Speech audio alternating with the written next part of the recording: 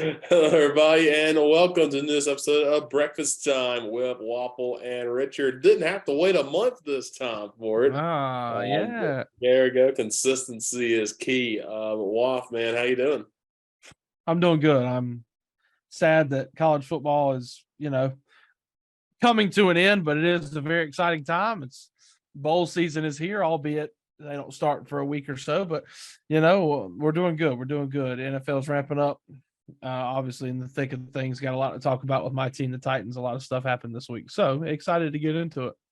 Yeah, for sure. It's a great time if you're a college football fan coming up soon with the bowl season games starting off in a couple of weeks. But we'll start first with the NFL. As you said, we're in the thick of it, getting kind of down to the nitty gritty in the last full month of NFL regular season football. And of course, a couple of weeks in January before the playoffs start. Teams getting eliminated. Some teams trying to find their draft spots. And we'll start first, though, with the Tennessee Titans, who a week after playing the Bengals in an important game, well, then they have to go up to Philadelphia and take on the Eagles, who are the best team in the NFL as of right now based on record. But they've had a couple of weeks where they didn't look great. But unfortunately for the Titans, Jalen Hurts found his magic back this weekend. Waffle, take us through it. Yeah, this was not great. I was out of town this weekend and I was driving back from Bluffton, South Carolina, near Hilton Head, after I played golf, had a pretty good weekend, and drove back and started watching this game. And I was at a friend's house in Aiken, and I was gonna stay and watch the game in Aiken, but I decided to go home and just watch the game while I drove because it was terrible. It was not great. And yeah, Tennessee loses 35-10. The big storyline is obviously Tennessee's playing Philadelphia. Who's on Philadelphia? AJ Brown. He got drafted by the Titans in 2019.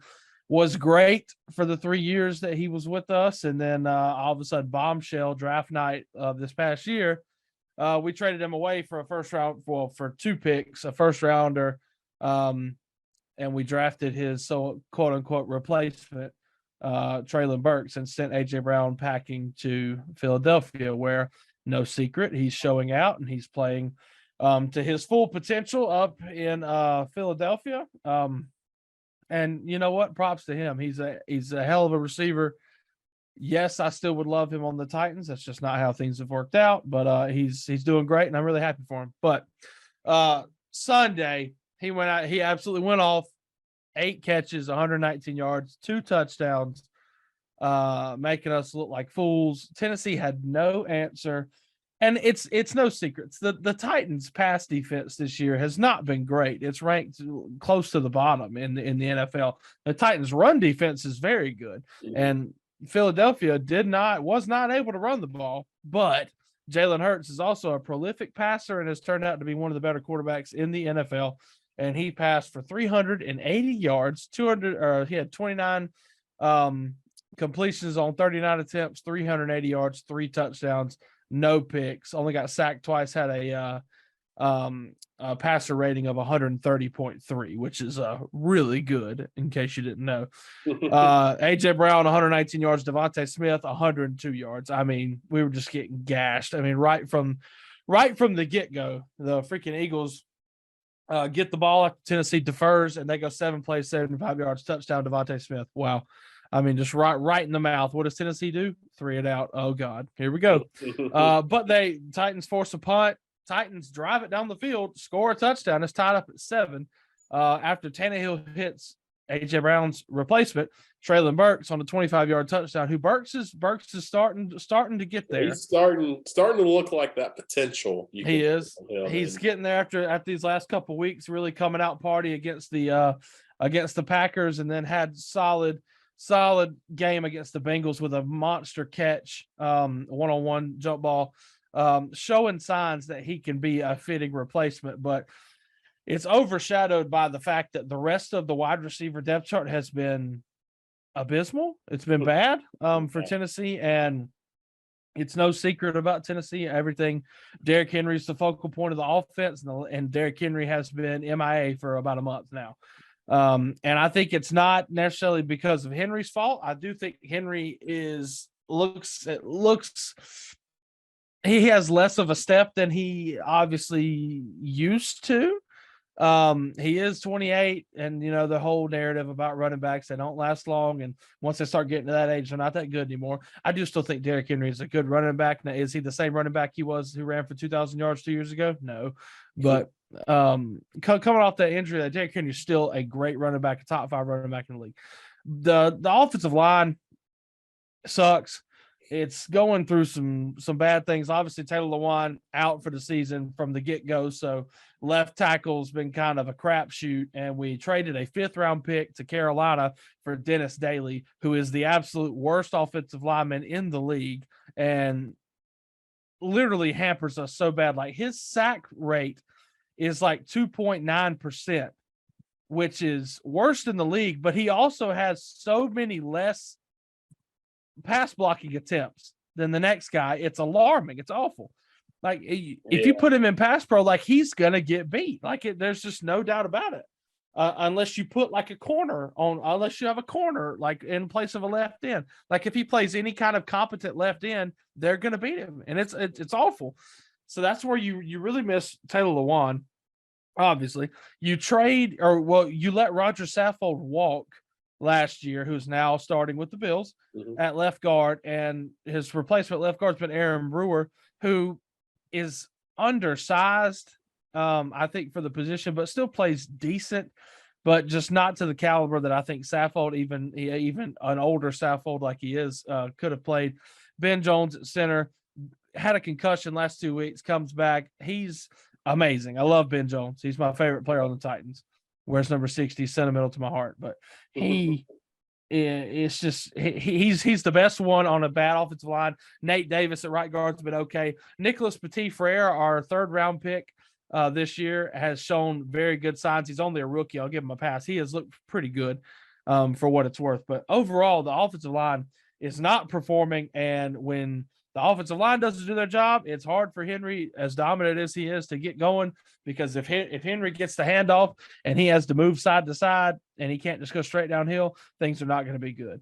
And I don't think that's an indictment on Henry. That's just who he is. Like, he's such a big and downhill running back who is amazing, but it's no secret that laterally, like, he can't shift left and right like somebody like Austin Eckler. Austin Eckler is like 5'9" or whatever he is. But, like, I mean, anyway, things have not been great is all I'm trying to say. But Tennessee scores a touchdown. The Philadelphia answers right back with a touchdown, and this is one that hurts. It's a 40-yard touchdown pass to A.J. Brown after he absolutely ran over Christian Fulton, also resulting in Christian Fulton getting hurt and not coming back to the game. So that's awesome. And it was a penalty on Fulton, illegal contact. So bang, bang, insult to injury, literally. And A.J. Brown strolls into the end zone for his first of 2 touchdowns.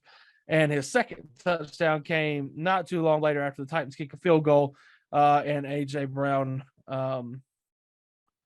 just gets another. Where's it at? Oh, never mind. Jalen Hurts scored a touchdown. Sorry. Jalen Hurts scored a touchdown to make it 21-10. And then in the 3rd quarter, Titans get the ball 3 and out, lose 7 yards, give the ball back, and Jalen Hurts finds A.J. Brown for 29 yards for a touchdown. A beautiful throw, a beautiful catch by A.J. Brown. Great coverage by Trey Avery, who a rookie corner. Yeah, he is best. It's great play by Brown. Yeah, we're playing Trey Avery, an undrafted free agent rookie corner out of Rutgers, who has been solid. And on the other side, we're playing one of our draft picks, Caleb, not Caleb Farley, Roger McCreary, who has been decent as well, but they're rookies. I mean, it is what it is. They got a lot of learning to do. A.J. Brown went off. It was 28-10 at that point. Nothing really happened the rest of the game. The Eagles scored another touchdown on a 16-play, 10-minute drive that effectively put the game to rest. And that was it. We saw all the starters come out for both teams. And, yeah, I think Ryan Tannehill played longer than I would have liked him to in this game, but is what it is. As far as the stats for Tennessee, they are not great. Ryan Tannehill was 14-22, 141 yards. Did have a touchdown pass to Burks. Oh, I didn't even mention Traylon Burks catches the 25-yard touchdown pass, immediately knocked out with a concussion. Yeah. On a hit. He did take a shot, and it was a penalty. There was an ejection a week ago, a Pittsburgh defender, I Yeah. believe, on a similar hit, which I thought the Pittsburgh hit was not as bad as the one that Burks got dealt with, and he got ejected. So, but that's beside the point. Burks is hurt. Don't know the status of him. It's concussion. I would say he's probably going to be out this week, but I really don't know. Our leading rusher was Ryan Tannehill with 34 yards. That's all you need to know. Derrick Henry had 11 carries for 30 yards. That's just not going to get it done. This team, after finding a little bit of a resurgence, a big win at Green Bay, albeit I know Green Bay is not good. A big win at Green Bay to put you at 7-3, and then you lose to the Bengals, a hard-fought game against a team who's really good, and then you play the team who's the most on fire in the league, and you get absolutely torched. Prompting Mike Vrabel to come out in his press conference and say that the team is at a crossroads. And boy, I did not know how severe those crossroads were. And I did not know that what Mike Vrabel meant by crossroads was going to be, we're about to make a drastic decision. And we have now fired John Robinson, our GM, mid-season. This is something that's only done by teams who suck. And I don't think Tennessee sucks. And I don't think I'm wrong for saying that Tennessee doesn't suck. They do play in a very weak division, obviously, and they're going to cakewalk their way into the playoffs. But Tennessee does not suck. I will die on that hill. And John Robinson gets fired because of it. But I do think that that seems like this the right decision. Albeit I thought that they might let him go the rest of the year. And here's some contributing factors as to why John Robinson got the boot. First off, I'll start off by saying, love him. He's done wonders for Tennessee. He's been there for, I think, 6 or 7 seasons. We've had nothing but winning seasons ever since he got there. He did a fantastic job of coming in, cleaning house, getting his guys in, and turning this franchise around, turning them around from 2-14, 3-13 in Mariota's rookie year to winning seasons ever since like 2017. So done a great job. He had a lot of success as on staff in New England when they were obviously very good. And he was one of the guys that did like all their drafting and scouting, things like that. So he had an eye for talent. I mean, New England did a lot with a little and turned players great. So great track record, did a great job with the Titans. Where it starts to fall apart, his draft classes have been hit or miss. 2019 was an amazing class. 2019 produced Jeffrey Simmons, A.J. Brown, also produced David Long in the 6th round, who's become a starting linebacker who is looking forward to getting paid, as is Jeffrey Simmons. And A.J. Brown obviously got paid, just not by us. 2019 was great. Then you dip into the 2020, 2021 classes. You have the Isaiah Wilson pick. That's bad. You go back to 2021, you take a chance on Caleb Farley. That's not looking great. He's still dealing with injuries and can't stay on the field. And he's been kind of demoted to a special teams only role. And he's now in year 2. Not great. I think the massive whiffs outweigh the good, especially when you let AJ Brown leave. Or you trade him away when you could have just paid him, and that I don't think that'll ever sit right with me. But at the same time, it is what it is. I mean, there's nothing we can do to change it. And AJ Brown's killing it. Good for him. The Bud Dupree signing, I like Bud, and when Bud plays, this defense is better than when he doesn't play. But 5 years, $85 million, and he's hurt all the time I don't love that. He also let some free agents walk who were good Titans players. Jack Conklin, right tackle, let him walk to the Browns. You got Corey Davis, who 5th overall pick in the draft, didn't necessarily play like the 5th overall pick in the draft up until his prove it year. And boy, he proved it, and he went and got paid by the Jets. You let Dory Jackson leave as well, who had some hit and miss stuff, but was a good corner, I think, for the Titans. So things like that. And he expected to, find their replacements in the draft, and he has not. Obviously you had AJ Brown who filled the Corey Davis void, but that was last year, and AJ Brown got hurt, and then you got like Adoree Jackson. They drafted Caleb Farley to replace him. That hasn't happened. Jack Conklin leaves. You draft Isaiah Wilson to replace him. That was a massive failure. So 0 for 3 there. And it's odd, and it's hard for me to wrap my head around. Amy Adams Strunk, the Titans owner, they just extended John Robinson last year. Yeah. And they extended Mike Vrabel. And now all of a sudden you completely renege on that, and John Robinson's out, Vrabel stays, which if I had to have one or the other, I would have chose Mike Vrabel. Yeah. I love Vrabel, think he's great. Now they're going to give Vrabel a lot of power, but the first thing that pops into your mind when you hear a coach getting a lot of GM power, what is it, Bill O'Brien? Yeah, I was about to say that's exactly what happened in Houston when Bill O'Brien got that. But and I don't think it's going to come to that. I mean, Tennessee has hired an interim GM. They just promoted from within, and Tennessee will be in the GM market. I'm assuming when the season's over. Surely there's no chance that they're going to let Mike Vrabel, handle double duty, which I don't know if Mike Vrabel would even want to do. But I love the idea of Vrabel getting more, more control over players, because it seems like there was an internal rift, and it was something football related that got John Robinson fired. Because if you look at like personal issues, Todd Downing just got a DUI and he's still on staff. Yeah. So if John Robinson did something to that caliber, you can't justify firing him and not firing Todd Downing. So it has to be strictly a football move. And they felt that John Robinson might have hit his ceiling and time to change things up, which middle of the season, I don't think it's the best time to do it. But hey, you know what?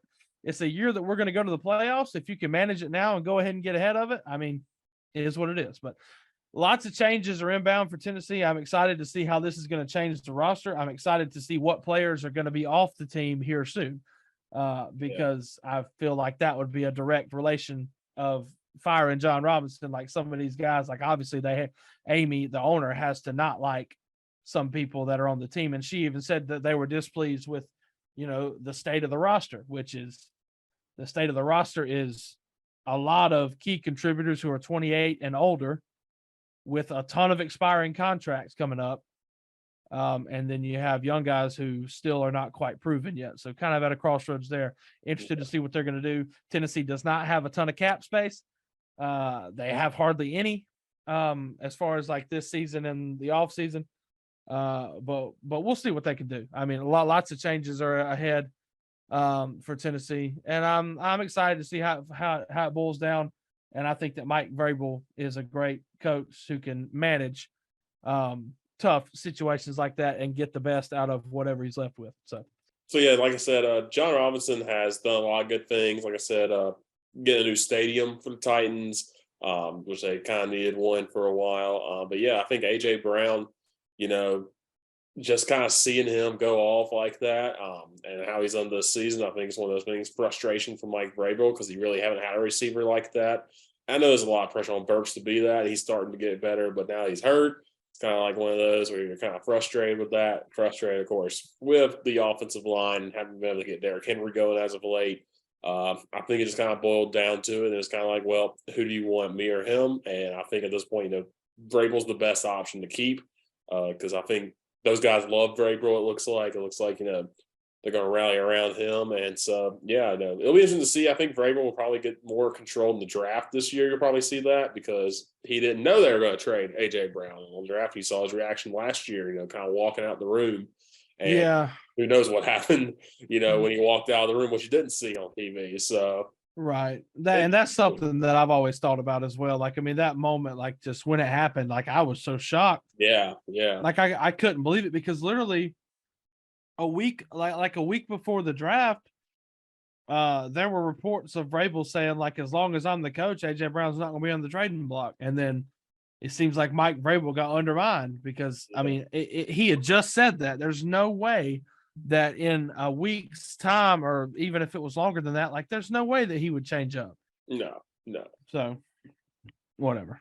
Yeah. So no, I think it's it's an interesting move during the season, of course, but I feel like it was one of those where you didn't want to hang it over your head.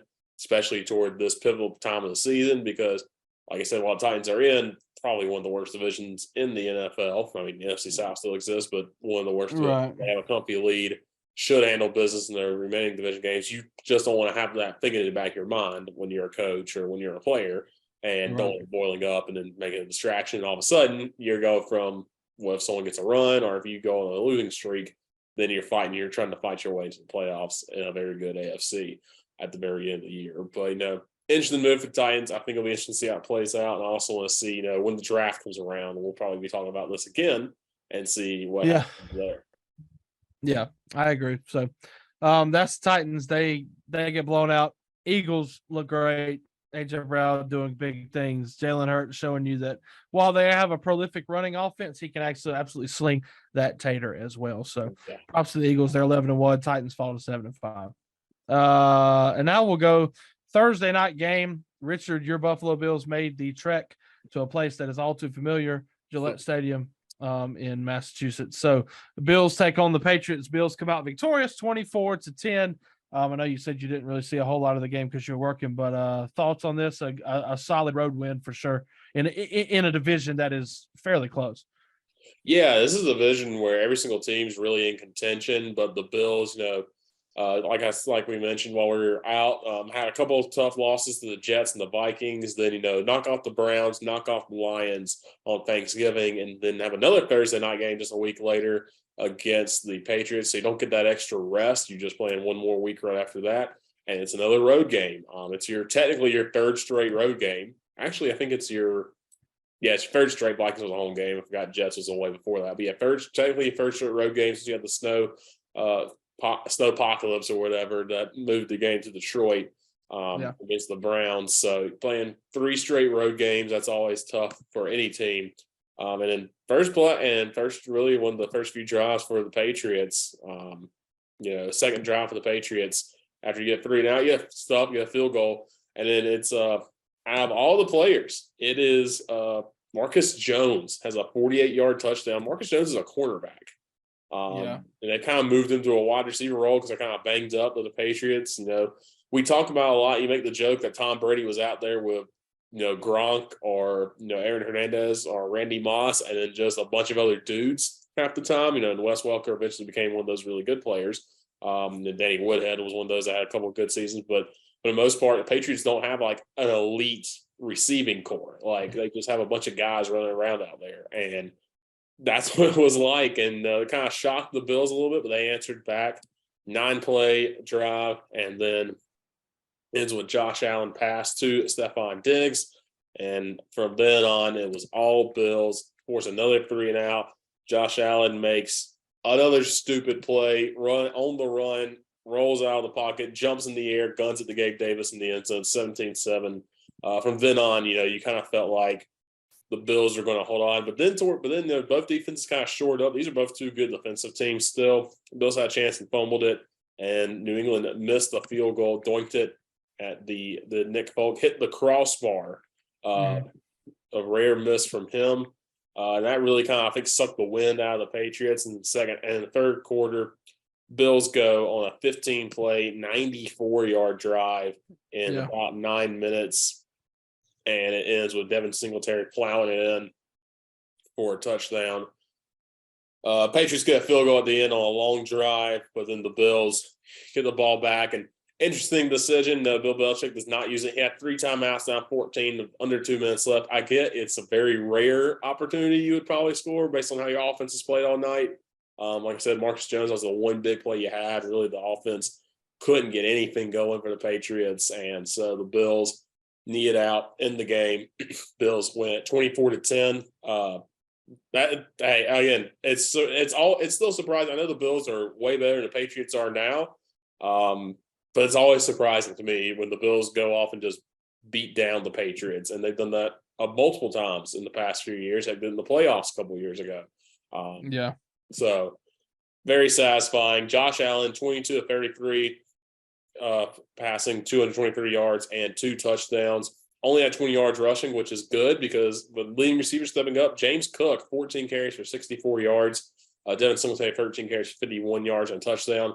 you'll take that. Nyheim Hines, interesting. They traded for him. They really haven't used him, and when they have, he hasn't been able to get going. So it's a very interesting Right. trade they picked up. Disappointing that he hasn't been used as much because I think he was a solid backup to Jonathan Taylor in Indianapolis, and I think he can still benefit, but hopefully they get him going. Diggs, 7 catches, 92 yards, and a touchdown. Isaiah McKenzie has stepped up, 5 catches, 44 yards. Gabe Davis only had 2 catches for 15 yards and a touchdown. Nyheim Hines did have a 21-yard catch. James Cook also had 6 catches, 41 yards. So they're starting to use a lot of those guys in the backfield. Khalil Shakir also had another catch. He's been a solid rookie out of Boise State, and he's looked good. Defensive side, New England side, Mac Jones, 22 of 36, 195 yards, and a touchdown, was sacked once. Nothing really wow about him. Ramondre Stevenson was kept in check, 10 carries, 54 yards. But yeah, the leading receiver for the Patriots was Marcus Jones, 2 catches, 51 yards, got most of that on one play for that touchdown. And after that was really kept in check. I mean, like I said, we look through the list of these guys: Tyquan Thornton, Jacoby Myers, Nelson Aguilar, but Nelson Aguilar has not been Nelson Aguilar for a while now. Kendrick Bourne still out there, Hunter Henry's still out there, Jonnu Smith. So you got a lot of older guys out there that are just, just kind of there if you're the Patriots. And, I'll give credit to the Patriots defense. They played well to stop this from being – this could have been a blowout like, the Rams game for the Bills early in the year or the Titans game early in the year. Patriots kind of kept it in check. Did not get blown out, but still a tough loss. Trey White back.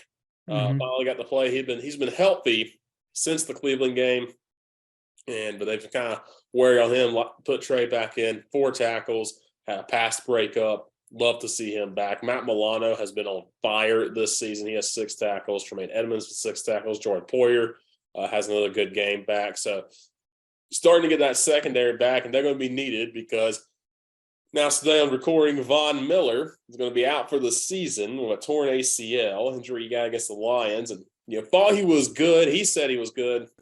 Yeah. Did not play in this game, of course. They had surgery and said, well, nope, that's a torn ACL. And that's killer because, you saw the impact he made against the Chiefs. Didn't have a whole lot of tackles, but he forced Patrick Mahomes into situations, forced that pick really at the end of the game. And you didn't have that last year against the Chiefs in the AFC Championship when you didn't have Trey White. He's forced that a lot. He's forced Matthew Stafford against the Rams into some tough plays, forced Tannehill into those tough plays. He's forced the good quarterbacks in this league, or some of the top quarterbacks in this league you look at, into, Tua, forced them to make some tough plays. Lamar Jackson forced him to make tough plays, and now, you don't have that key anymore. So I'm interested to see what the Bills front office does if they decide to go out and find a free agent that's out there. I don't know who exactly is all available. You can't make any trades because the trade deadline's over.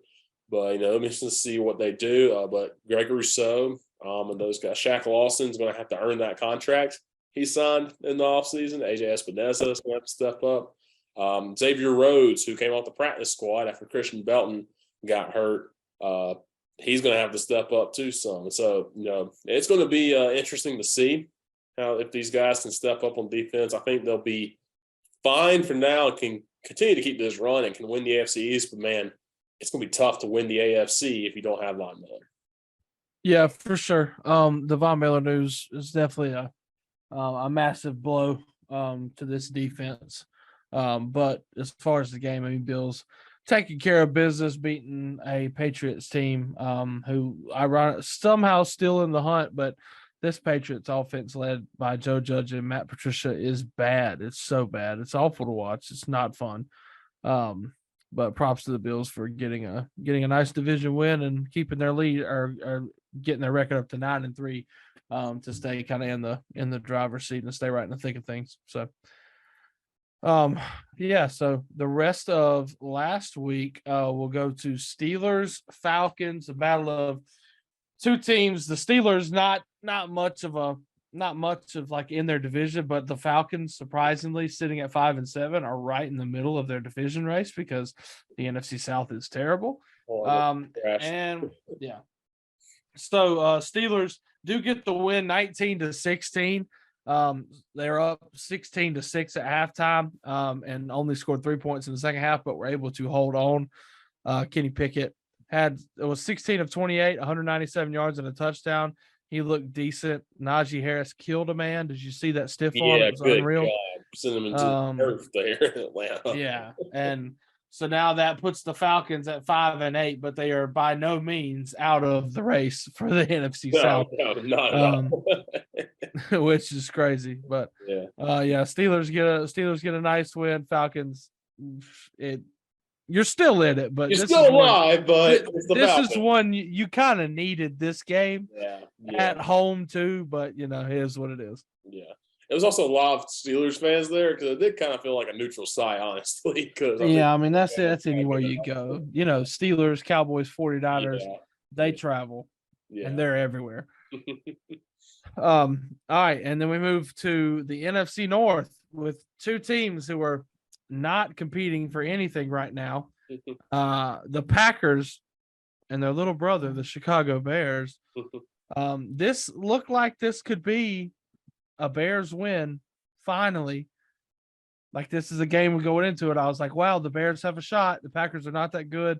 And Justin Fields has been tearing it up. And guess who's playing? Justin Fields a week after being hurt. And dang it, he's trying his best. Oh, yeah. He has nothing around him. But the Bears are so bad. Yeah. And Rodgers still proves more to the fact that he is Chicago's daddy. Getting the win 28-19, scoring 18 points in the fourth quarter, holding Chicago to only 3 points in the second half. So Justin Fields is special, and we're starting to see Justin Fields come to fruition. More so as a runner. He had 71 rushing yards. He had a 55-yard touchdown in this game on the ground. He was 20 of 25, 254 yards, no touchdowns, 2 picks through the air. So there's your sign there. But Chicago officially eliminated from the postseason. Yeah. So rest in peace to the Bears. It's I not looked at this. The Christian Watson only has 25 catches this season, but he has 7 touchdowns. Yeah, Insane. he came alive like 4 weeks ago and has not stopped. He's unreal. Yeah. He has gone from being he's just kind of there to he might win Offensive Rookie of the Year.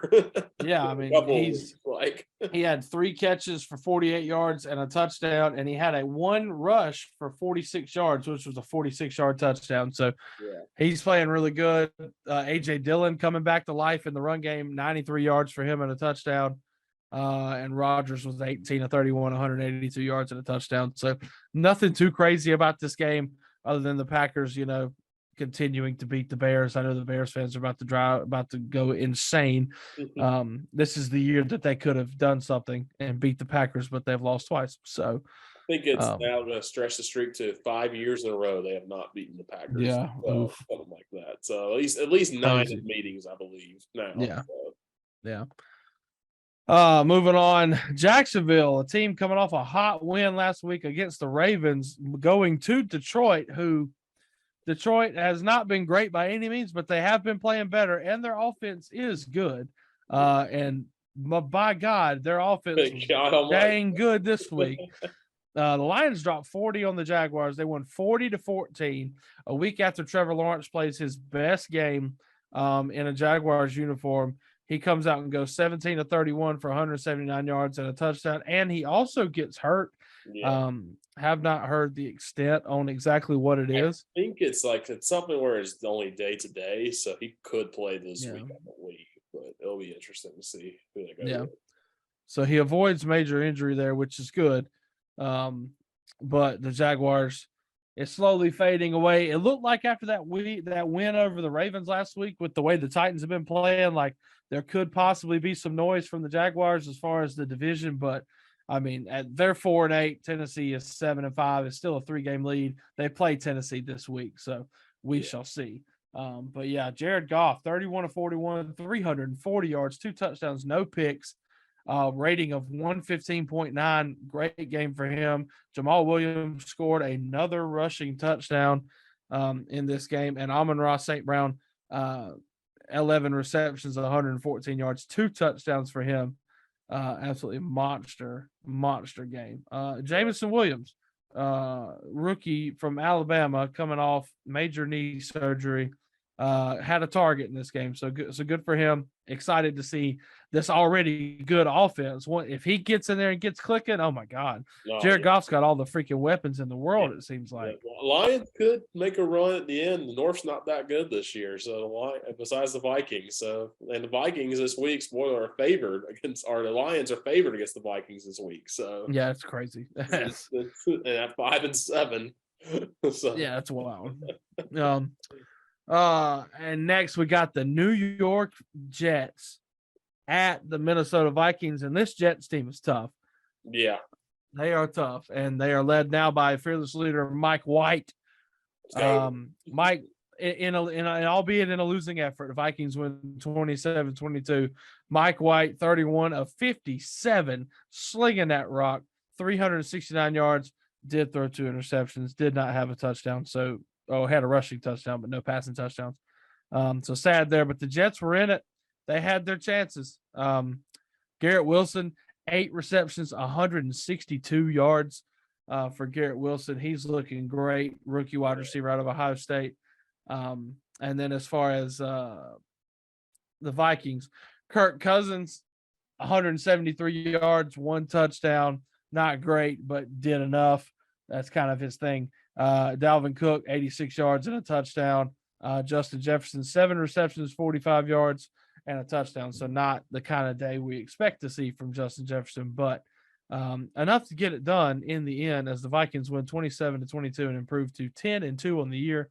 That drops the Jets to 7-5, but they are a solid team and they are right on the cusp of a playoff spot. So still in the hunt, and their offense looks a lot better with Mike White. I'll tell you that. Yeah, especially after, Kenneth Walker goes down with an injury. You're kind of thinking, oh, what are the Jets going to do this year? But no, Mike White's really picked it up for sure. So yeah, good to see him. And Zach Wilson, it may mean to start packing your bags, bud. Facts, yeah. They might be moving on from you, buddy. Yeah. Next game, the Commanders at the Giants. We have a tie alert. There's our second tie of the year, I believe. Yep. The Giants and the Commanders tie 20-all after they go a full 10-minute overtime period and nobody scores. So that ultimately means we end in a tie. Yeah, Jahan Dotson had a heck of a catch to tie this one up late in the fourth quarter. And then OT. Giants with a sad punt with about a minute 45 left at about 40-yard line. I get why, kind of, but also it's OT. You play them again in 2 weeks. Right. Let's risk it a little bit, Brian. Yeah. So Daniel Jones, 25 of 31, 200 yards and a touchdown. Not a bad day. Pretty efficient. Really also led the team with 71 rushing yards. So no fault of Daniel Jones on this day. And Saquon had 63 yards and a touchdown. Heineke was 27 of 41, 275 yards and 2 touchdowns for the Commanders. And Brian Robinson led them on the ground with 96 yards. And Scary Terry had 8 receptions, 105 yards and a touchdown. Washington was riding a lot of momentum coming into this game, and they've been playing really good as of late. Only loss in their last 1, 2, 3, 4. Oh, shoot. 1, 2, 3, 4, 5, 6, 7, 8. Only loss in their last 8 games was to the Vikings by 3. That means, and they've won 6 and tied the other one. So they've been playing well. Whoever's in charge of scheduling, this is idiotic. I hate this. I hate that Washington plays at the Giants. Then Washington has a bye week, and then they play the Giants again. That's so stupid. Yeah. I hate that so much. So dumb. But yes, we get to see this glorious matchup once again. Not this coming week, but next week in prime time on Sunday Night Football. So gear up because it's coming. Yeah. Moving on, Ravens at home versus the Broncos. Looks like it should be a cakewalk, but Lamar Jackson gets injured. They have to bring in Tyler Huntley. Ravens eke out a win 10-9 over the Broncos. What an awful game this was. And the Broncos are so bad. Broncos, one of the best quarterbacks in the NFL, probably the MVP this year. He's been playing like it, is out. Take advantage. And they can't. Nope. They cannot do anything against the Ravens. Yeah. Credit Denver's defense. Denver's defense is good. Right. Yeah. And they have a very good defensive unit, but their offense is so abysmal. But also, and it's just But also the Ravens offense, Greg Roman kind of forgot what to do, it seemed like, because he kept throwing like wide receiver passes into coverage, like running trick plays with Tyler Huntley. It's like Tyler Huntley can't do the stuff Lamar can. You got to have something else. I know he's a rusher too, but he can't do as much. Like Baltimore tried to lose this game in every way they could. And Denver just let them walk in at the very end and win it. So So another failed 60-plus yarder by Brandon McManus to win a game. How many more times are they going to strut him out there expecting him to have some success? I don't think I've seen him make a 60-yard field goal ever. Has he? When's the last time he's done that? I'd love to know. I think I feel like he made like a 59-yarder in Denver once. And like, oh, that's close. It's close. Maybe. I don't know. It's just like whoever kicks in Denver just thinks they're the best kicker in the league. Yeah, because you're or they treat him like that, and they forget that, oh, we're not at Mile High Stadium anymore. What if Justin Tucker was like, "How dare you insult me on my own field?" we're in freaking Baltimore, and there's crab cakes over here next to the ocean, and I can't hit a 63-yarder. I wonder why. Yeah, I wonder why, buddy. Justin Tucker, the greatest kicker of all time, just staring daggers at you. Right. That's you insult him. Yeah, but this game channeled its inner Big Ten. I would just like to read off some of these drives, starting from the top. Broncos field goal, Ravens punt, punt, punt, punt, punt, punt. Ravens field goal. We're tied at 3. Punt, punt. Denver field goal. End of the half, 6-3. Then we come out, we punt, punt. Ravens throw a pick. That leads to a Denver field goal. Of course, it's not a touchdown. And they go 4 plays, 8 yards. And it's a 50-yarder from Brandon McManus. Good job, Brandon. And then Baltimore throws another interception. Denver, you had all the opportunity in the world. And Denver goes 5 plays, 11 yards. Guess what? They kicked or they get nothing. They punt. The Ravens punt. Denver punts. Finally, the Ravens put together a 16-play drive. 91 yards, 4 minutes, 34 seconds. Tyler Huntley leads them down the field, scores a touchdown, and then with 28 seconds left. And that's all she wrote after McManus missed the field goal. So, Denver, you're so sad. Nathaniel Hackett sucks. Russell Wilson sucks. Yeah. Nobody likes me. It looks like there's no hope. There's no hope for you. Yeah. Yeah. I saw a TikTok. Somebody who was a Denver Broncos season ticket holder got their Christmas gift. And, usually for season ticket holders, you get something pretty nice. You may get like an ornament. You may get like a little plaque. You may get something nice. They got a card. They got a card that says thank you. And on the bottom it says, let's ride. Yeah. The Broncos hate life. Broncos fans hate life this season. Yeah. Oh, man. It's not great in Denver. And Nathaniel Hackett very well might be out of here after year 1. So, Cleveland at Houston. The significance of this game is obviously Deshaun Watson is back and playing football after an almost near 2-year break.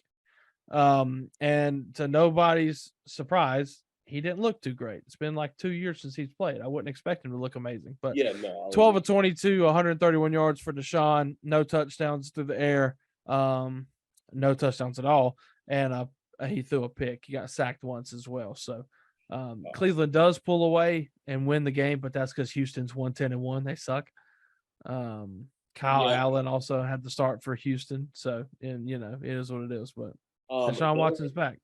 I will say this too. There was, I believe, I'm looking for there was one offensive touchdown in this game. It was 27-14. Yes, this game was insane. Came at the very end of the game when Kyle Allen threw a touchdown pass to Nico Collins.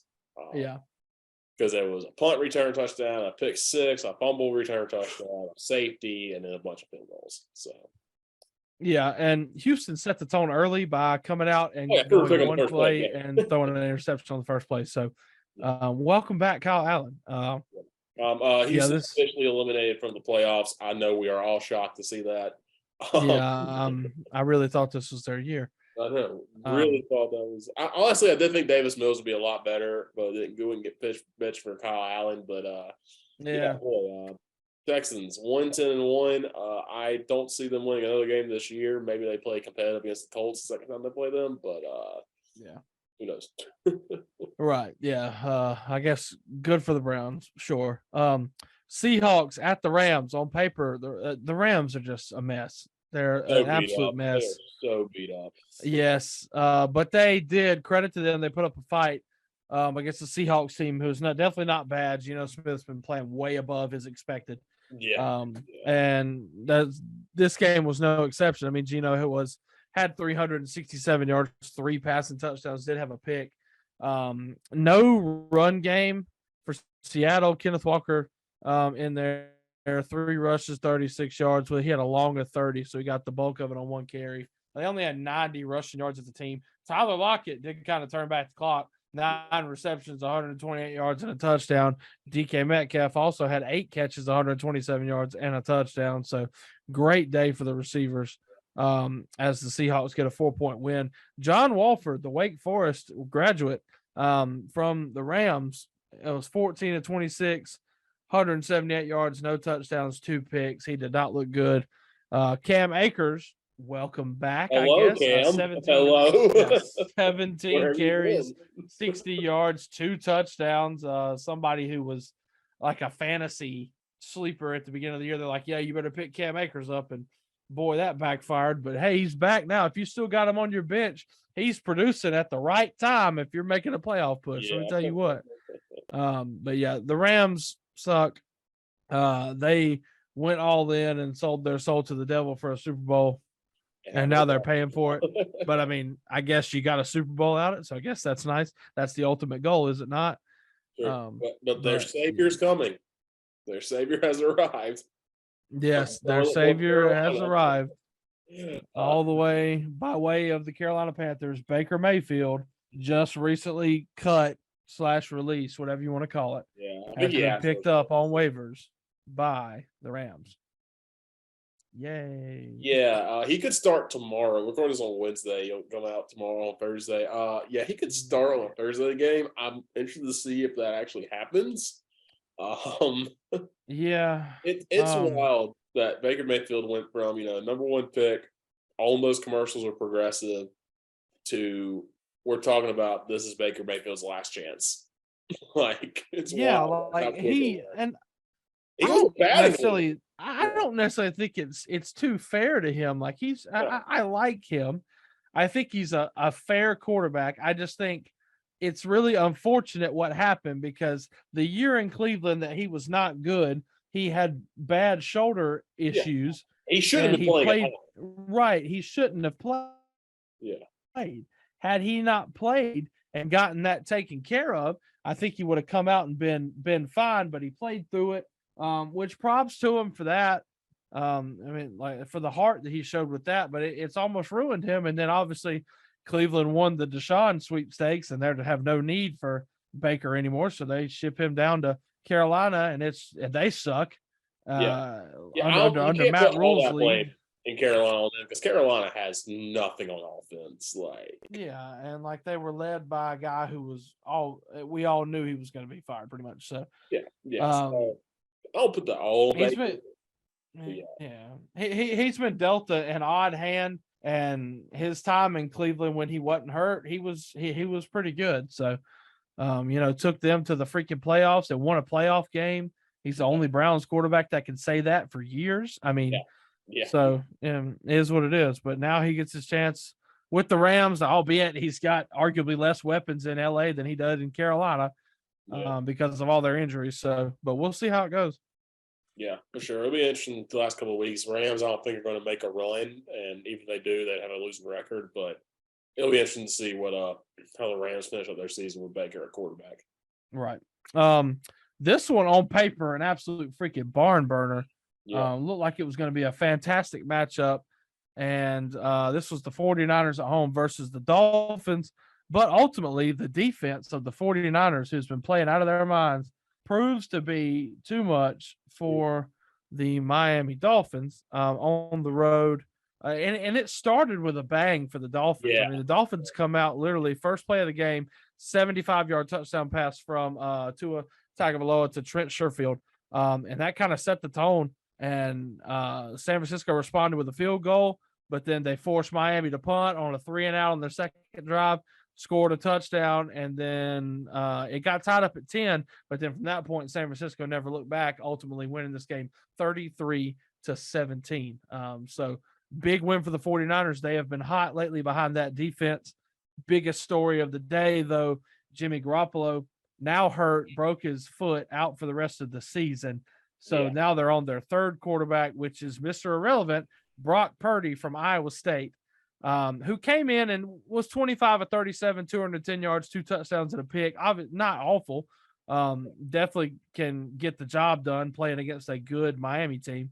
So props to him for that. But it's Brock Purdy season here in San Francisco. And now people say that in training camp, he lit it up and he looked really good. So we'll see what they got. But Brock Purdy is the Mr. Irrelevant. Of course, is the last pick of the draft. And I believe it said he's the first, not only the first Mr. Irrelevant to ever throw a touchdown pass, he's the first Mr. Irrelevant to throw a forward pass in the NFL, which is wild to think about. Yes. Because usually the last pick of the drafts, sometimes it's like a special teams guy or like a defender or something. But no, it was a quarterback this year. So now it's going to be interesting to see that. Again, San Francisco still has weapons, and they made the McCaffrey trade. You have Deebo Samuel, you have Brandon Ayuk, Jawan Jennings, George Kittle, Kyle Juszczyk.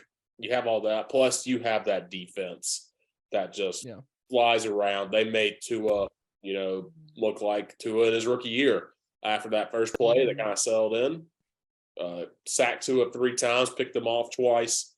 Tyreek Hill got his. We'll say that 9 catches, 146 yards, and a touchdown. But hey, other than that, Jalen Waddle had 1 catch on 5 targets. Gesicki didn't have any catches. Trent Sherfield's only catch was that long 75-yard play.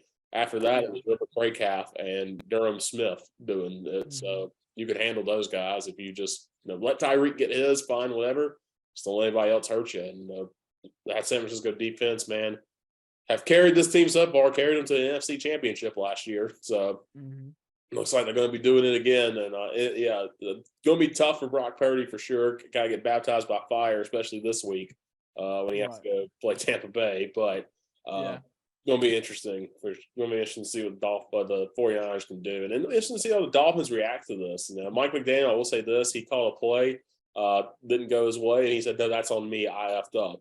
Which I like Mike McDaniel a lot. He takes a lot of accountability for himself. It seems like a great guy too. So interesting. See what the Dolphins, how they react to this, especially with a young head coach like Mike McDaniel and a young team too. Yeah, I appreciate seeing that side of McDaniel because that's just like it's something you definitely don't see a whole lot. So props to him. I do like him, and like you said, I'll be interested to see how each team reacts to this game. So, massive game in the AFC in terms of playoff seeding and stuff like that. The Chiefs going to Cincinnati. Joe Burrow 3-0 against the Titans. He is also last year went 2-0 against the Chiefs. Looking to build off of that and win another one. And gosh dang it, he did it again. The Bengals take this one 27-24, pushing them up to 8-4, keeping pace right there with the Ravens in the AFC North, but also inching them a game closer to the Chiefs if they were to win the division as far as, getting seedings and stuff for the playoffs.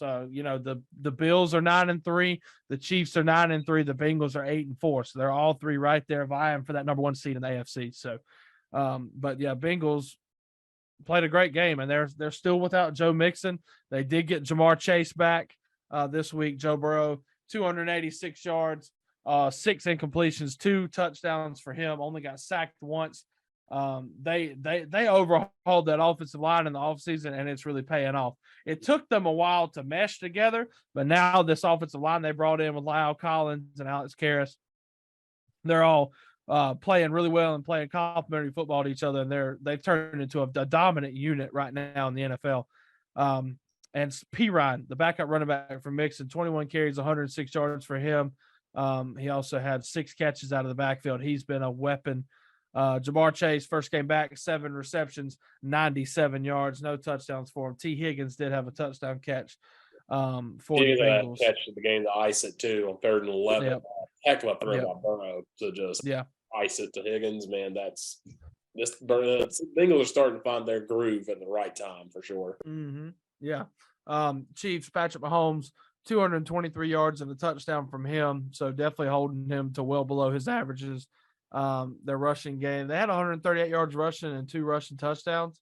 But ultimately it was not enough. Bengals come away with a win, 27-24, a massive win. Bengals scored 10 points in the fourth quarter to Kansas City's 0 to get the dub. So props to them. Also rare, Travis Kelce had a rare fumble too.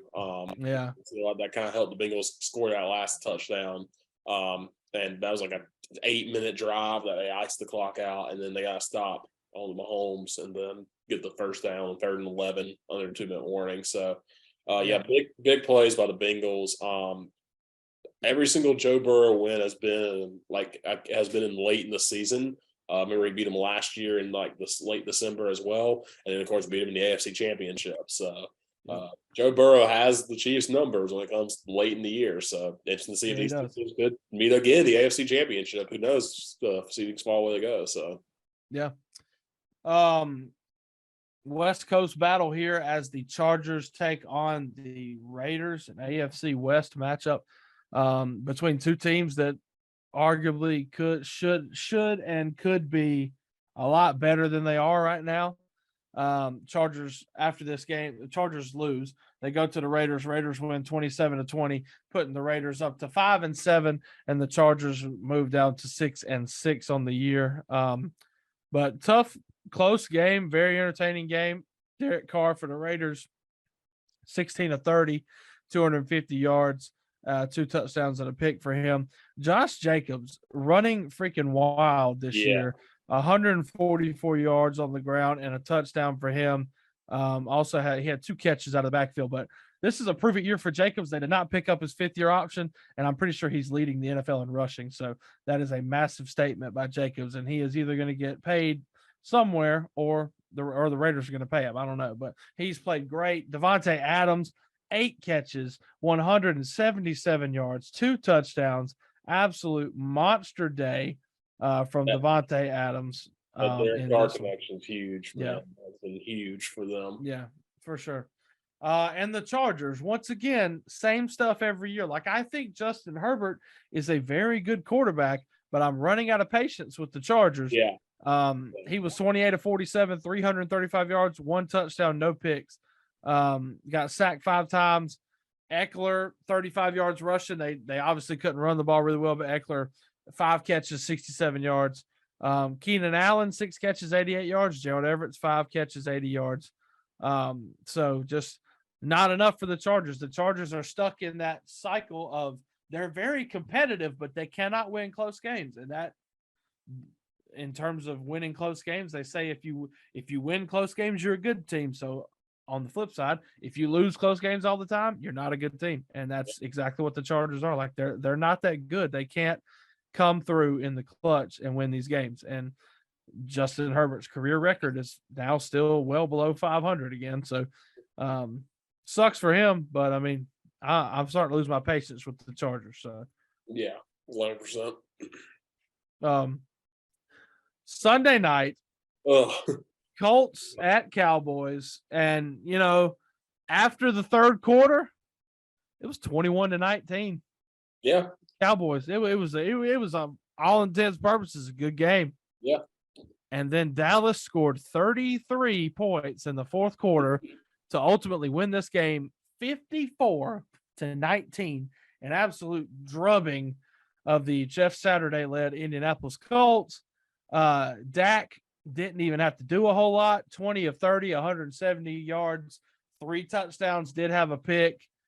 Tony Pollard and Zeke combining for 168 yards rushing. They've been great. Pollard especially has been awesome. 12 carries, 91 yards, averaging 7.6 yards a carry. That's monster. 2 touchdowns on the ground for Pollard, and he had 2 catches out of the backfield as well. Michael Gallup, 4 catches, 23 yards, 2 touchdowns for him. And CeeDee Lamb had 5 catches, 71 yards, and a touchdown. For the Cowboys, this game just turned into a rout very quickly in the fourth quarter. And the Colts are not good. Matt Ryan, 21-37, 233 yards, 2 touchdowns, 3 interceptions for him. He also lost a fumble. No surprise. He fumbles so freaking much. And yeah, Alec Pierce was their leading receiver. He has 4 catches, 86 yards, and a touchdown. Jonathan Taylor, 21 carries, 82 yards, no touchdowns. That looks like a Derrick Henry stat line. 3 catches, 21 yards for Taylor as well. Yeah, Colts are not great. Dallas is very good. I think so. It could be interesting going down to the wire in that NFC East where everybody's, in contention, kind of like the AFC East. But the Colts scored a touchdown to make it 21-19. Went for 2, didn't get it. And then Dallas scored a touchdown. Indianapolis fumbled that was recovered for a touchdown.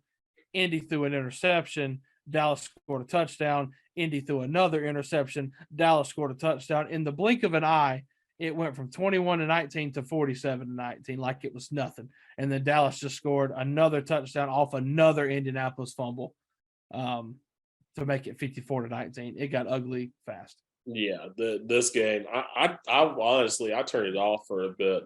It was 21-19. I went to do something else. I think I went to lay down. I was watching YouTube videos or something. I was just like, oh, let me check on the score. And I check on Twitter, and someone was like, man, Dallas just run the score. I'm like, what is happening? I turned it on. I was like, oh my gosh. And that was when it was, I think they had just scored the last touchdown Dallas had. I was like, oh my goodness. So yeah, that was not expected for sure. Tough year for the Colts, Jeff Saturday. I mean, heck, got to win his first game and then played the Eagles tough. But yeah, it looks like it'll be a tough closing out for the year for the Colts for sure. Yeah, no doubt.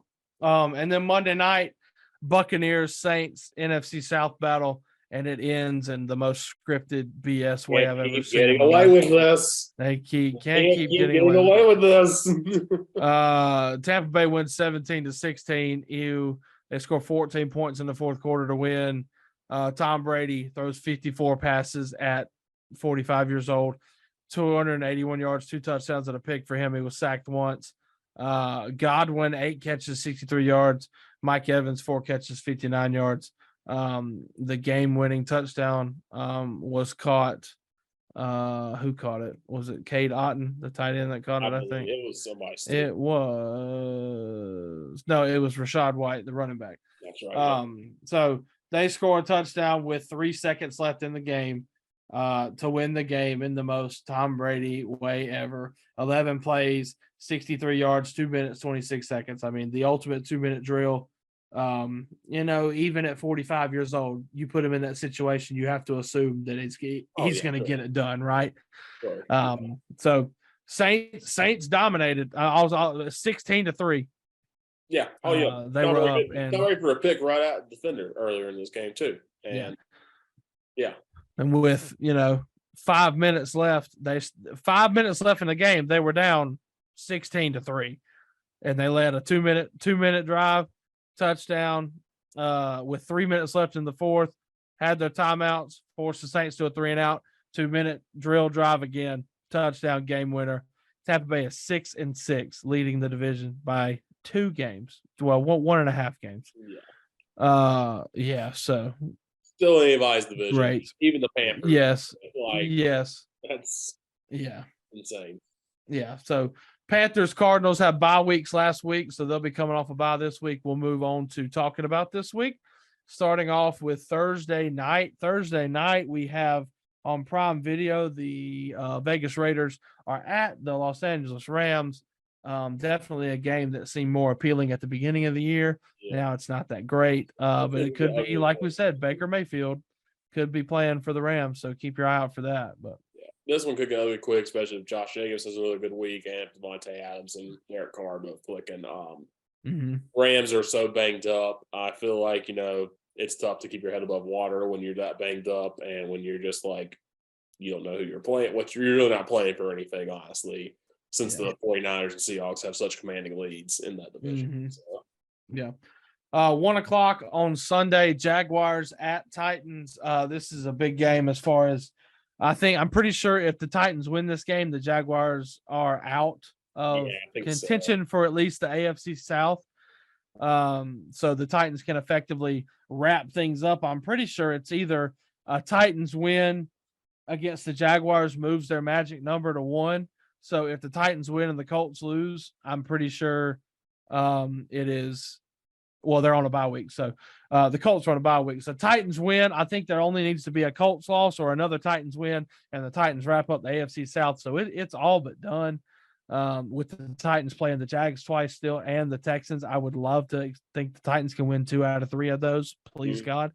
But, yeah, so this game, I mean, Tennessee's got to figure something out. You've had 2 rough weeks offensively. We got to see if Traylon Burks is going to play. If he doesn't, my God, it's going to be boring and terrible.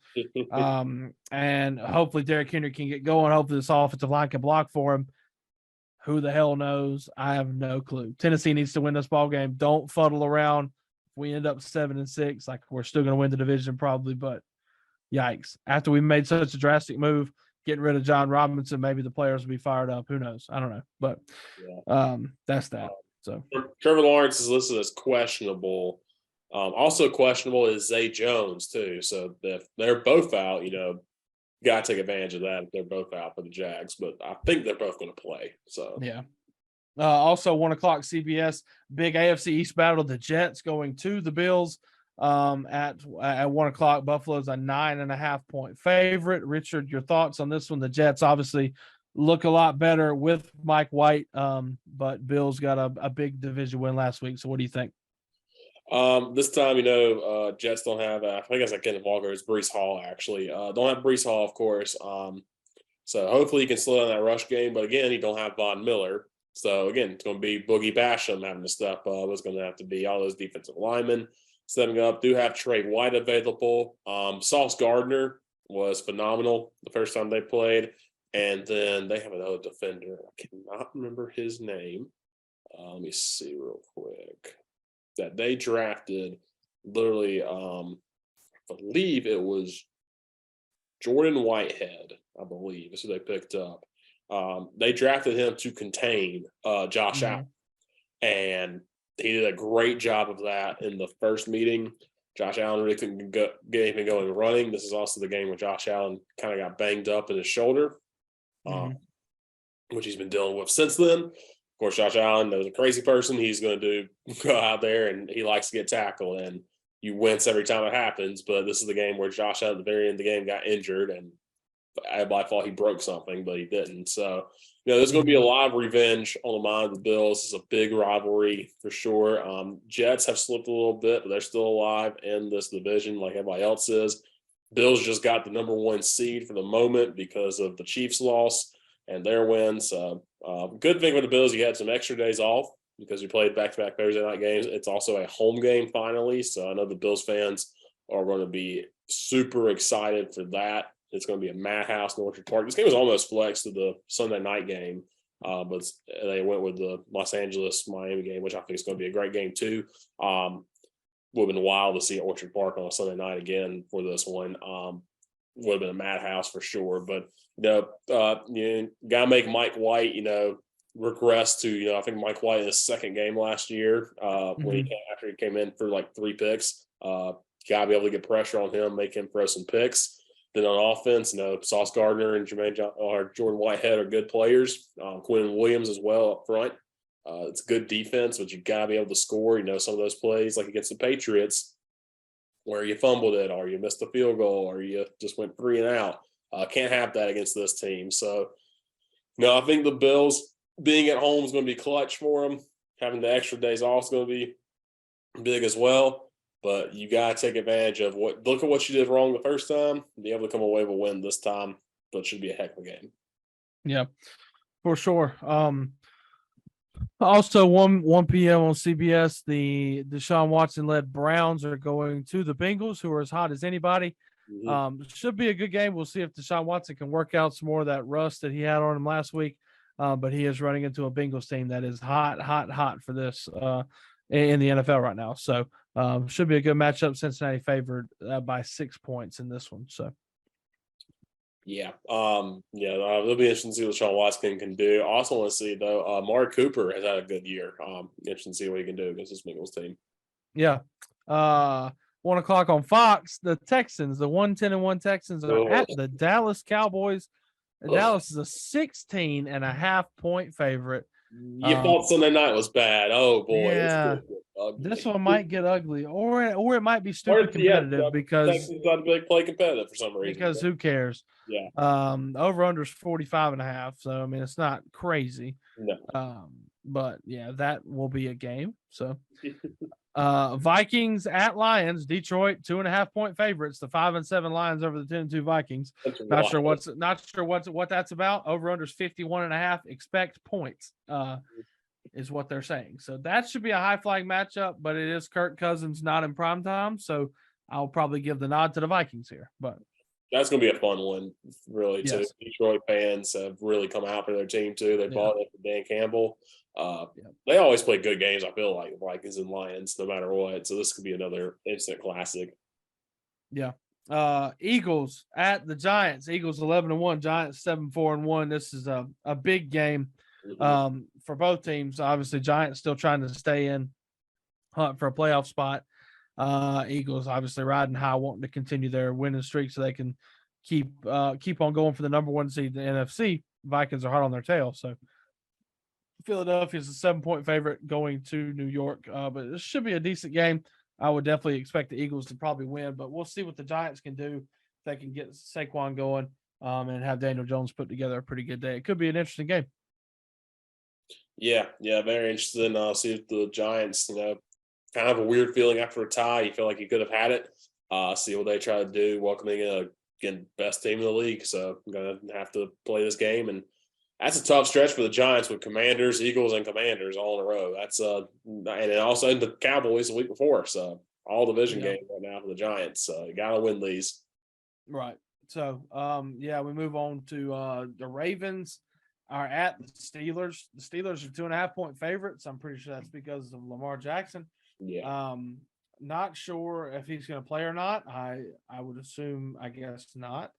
I think for right now he is not. I'm not sure. Let me see. Injury report has him not even listed on the injury report. So yeah, not sure what that's about. Maybe he's good to go. But with that line, I would assume he's not playing. Yeah. But yeah, that game should be interesting. Ravens need the game. The Bengals are hot.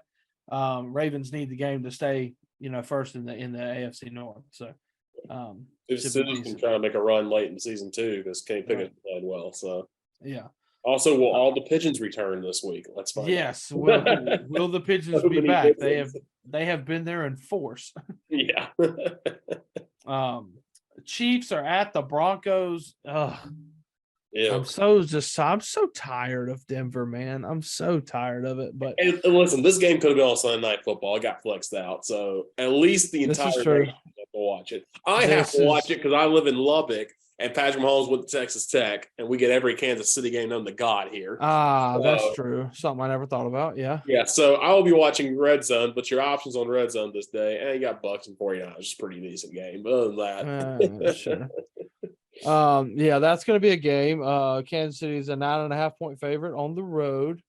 Go Chiefs. Broncos suck. Buccaneers at 49ers. 49ers have been playing great. Obviously, they're thrusting Brock Purdy in there to start his first game. So we'll see how that goes. Their defense is still really good, but he's also playing Tom Brady. It could the way that this season's gone for the Bucs, it's either going to be the most Tom Brady comeback type game ever, or it's going to be a game where Tom Brady cusses out everybody and it's just ugly. But we'll see. I'll definitely give the edge to the 49ers. Over under is 37, so we're not expecting a lot here. I mean, two good defenses. Bucs still have pretty good defense, and I think it's going to be rainy too. One thing, Brock Purdy's the first rookie quarterback to make his first career start against Tom Brady and be favored. The last one, the closest line was Zach Mettenberger with the Titans. Was a 4-point underdog. I think they lost. Oh God! Yeah, that's the closest anyone has come was Zach Mettenberger of all people. So, what a guy! Yeah. Our last 4 o'clock game at 4:25. Panthers at Seahawks. Seahawks favored by 3.5. The Panthers are 0-5 on the road. Over under is 44. I expect a big day for the Seahawks, but this game could also be stupid. Like, I mean, this game has stupid written all over it. It seems like the Panthers will probably hang around for a little bit, Yeah. make it interesting. But Seahawks at home is always a pretty safe bet. So, I mean, Sam Darnold didn't look bad against the Broncos. Granted, with the Broncos, so I'm not gonna. I'm gonna hold my tongue on that. But yeah, right. I think the Seahawks have too many offensive weapons with Geno, DK, all of them. So yeah. And then absolute barn burner flexed in for Sunday Night Football.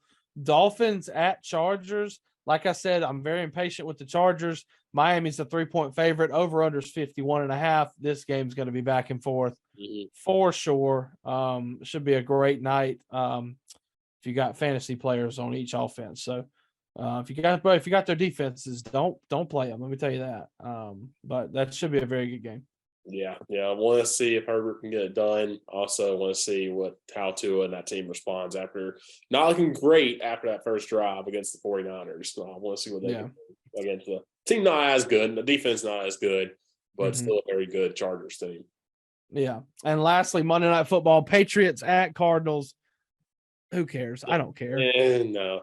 I have no interest in watching this game. I'm gonna be straight up honest with you. I do not. I hate the Cardinals. The Cardinals might be my most hated team now. Like at least this year. Like they piss me off. I love DeAndre Hopkins, but man, it's hard to watch him when you have Kyler Murray running around back there doing nothing. And then he's trash, and I'm so sick of them. I hope the Patriots win the game by 100. But anyway, so that's your this coming week. Lots of teams on bye weeks. It feels so late in the season to have 6 teams on a bye. But Falcons, Bears, Packers, Colts, Saints, Commanders. Luckily, none of those teams are good except Washington, maybe. Yeah. But so a lot of teams on bye this week. Let's take a quick look at the standings as well. We're getting down to the end of the year. This is the last week of bye weeks, so from this point on, everybody's playing every week. So going into it, how many games are left? What are the Bills? 5. They have 12 games, so 5 games left for each team. Starting in the AFC East, Buffalo clinging to a 1-game lead. They're 9-3. Miami's 8-4. Jets are 7-5. Pats are 6-6. It's very symmetrical. I like that. Not symmetrical, but it's just like it's very close. Everybody's like within a game of each other. It's linear. What's the word? Something like that. It decreases by 1, basically. Everybody, no one has more than one more win than the other, really, honestly. Right. Every team in the AFC East has a positive point differential, so I guess that's cool. Yeah. But yeah, every team's still in it, pretty much there. AFC North, the Ravens and the Bengals are both 8-4. Ravens have the nod over them, I believe, because of their division record, which is 2-0 versus the Bengals are 1-3 against the division, which is crazy. The Ravens will play each other twice toward the end of the year. Yes, they play each other the last week of the season too. So So Cincinnati riding a 4-game win streak. They are hot though. Browns are 5-7. Pittsburgh's 5-7. Browns might have a shot if Deshaun Watson figures it out to get hot towards the end of the year, but for all intents and purposes, they're both kind of just there. Yeah. AFC South. Every team in the AFC South has a negative point differential, if that tells you something, and every team is on a losing streak. So Tennessee 7-5, they're on a 2-game losing streak. The Colts 4-8-1, they're on a 3-game losing streak. The Jaguars 4-8, they're on a 1-game losing streak, and the Texans 1-10-1, eliminated from the postseason contention, 7-game losing streak. So a negative 99 point differential as well. The Colts have a negative 89 point differential. Yeah, the best points differential in the division is Jacksonville at negative 14. They had a positive one before that game against the Lions too. Yeah. Oh God. Anyway, so yeah, that division sucks. Tennessee's pretty much got it wrapped up. I hope. Please, no uppercuts, please. I think you hope you do. I've been through enough. Well on our way to our wild card playoff exit. So yay. Can't wait. You're going to get either the Ravens or the Bengals, so have fun with that. So yeah, no kidding. Doing or it could be if the Dolphins win the freaking AFC, it could be the Bills. Yeah, it could be the Bills or the Dolphins, and it could be freaking. We lost to the Bills 41-7. I'm just so excited. And one of those teams is going to be very angry that they're playing a road game instead of a home game. So yeah. Hey, but 3 straight AFC South, baby. Let's get it. There you go. That's what we play for, god dang it. In the AFC West, this division disappointing. The Chiefs are 9-3. The Chargers are 6-6. Vegas is 5-7, and Denver's 3-9. No, what could have been. Vegas is hot. Vegas has won 3 in a row. There's a slim chance that they can, put it together. But Chiefs look like they're in control in this division. Going to the NFC East, crazy good. Philadelphia's great, 11-1. Dallas is 9-3. Giants are 7-4-1. Commanders are 7-5-1. Commanders have a bye week. They play the Giants again, so there'll be some movement there. And the Giants have a negative 7-point differential, and the Commanders have a -3. And then the freaking Cowboys have a plus 127-point differential, and the Eagles have a plus 112. So both of those teams are stupid hot, playing great. NFC North sucks. Vikings are good. Everybody else is kind of trash. Yeah. Lions are hot, though. Lions are hot. Yeah. Only have a negative 9-point differential. So, 315 points scored this season. So, they've been that offense is getting rolling. Yeah. And then much like the AFC South, the NFC South is also everybody has a negative point differential. Everybody's still alive. Everybody can still win this division. Everybody is alive. The Bucks are 6-6, followed by the Falcons, who are 5-8. The Panthers are 4-8, and the Saints are 4-9. So literally everybody still has a chance. The Panthers are 3-1 against their division. Yeah, that's stupid. That's so dumb. They beat the Bucks. I remember that. They beat Tom Brady like bad a couple weeks ago. And then the NFC West, the 49ers are 8-4, Seahawks are 7-5, and then the Cardinals and the Rams are disappointing. And that's kind of where we're at. 49ers are hot, Seahawks still in the hunt for a playoff spot. So there's your updated standings, and that's your NFL wrap up for this week. Yeah, 49ers also allowed just 190 points this year. They have allowed the least amount of points. That defense is what's their bread and butter, and it looks really good. Right. So yeah, that's your NFL wrap up. Some good stuff for sure. We'll go over to college football, and of course, it was championship week. A lot on the line, playoff spots, big time bowl bids, all the stuff going on. And we'll look at Clemson. Of course, Clemson, disappointing loss to South Carolina the week before. And you have to shake it off to take on the North Carolina Tar Heels. And, of course, the question was, who's going to be the quarterback for this one? Well, Dabo said it's going to be DJ to start. If he struggles, it's going to be Cade Klubnik. So you're like, okay. First time you've really heard that this season. And Clemson comes out hot with a 3-and-out. And you're like, all right. And what's North Carolina going to do? North Carolina's got Drake May, and he leads an 11-play, 78-yard drive in 5 minutes, runs it in for a touchdown. North Carolina goes up 7-0, and then Clemson goes 3-and-out. And you're like, oh, boy, here we go. This is going to be one of these games. But Clemson gets a 3-and-out of their own, and then in comes Cade Klubnik. And Cade Klubnik, first play, he comes in 16-yard pass, and then leads a 9-play, 71-yard drive that ends with a pass to Davis Allen on the goal line, ties up at 7.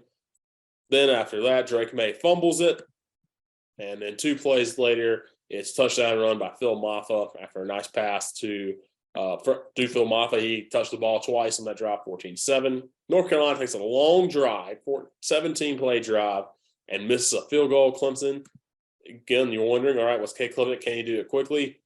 Big-time play. Cole Turner, who had been redshirted all year, but got to play because he only played 2 games. He got to play 4, I believe.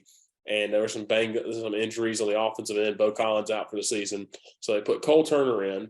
And Cole Turner was kind of the guy, a lot of people thought maybe he's going to be that breakout receiver. Well, he showed it, 68-yard pass.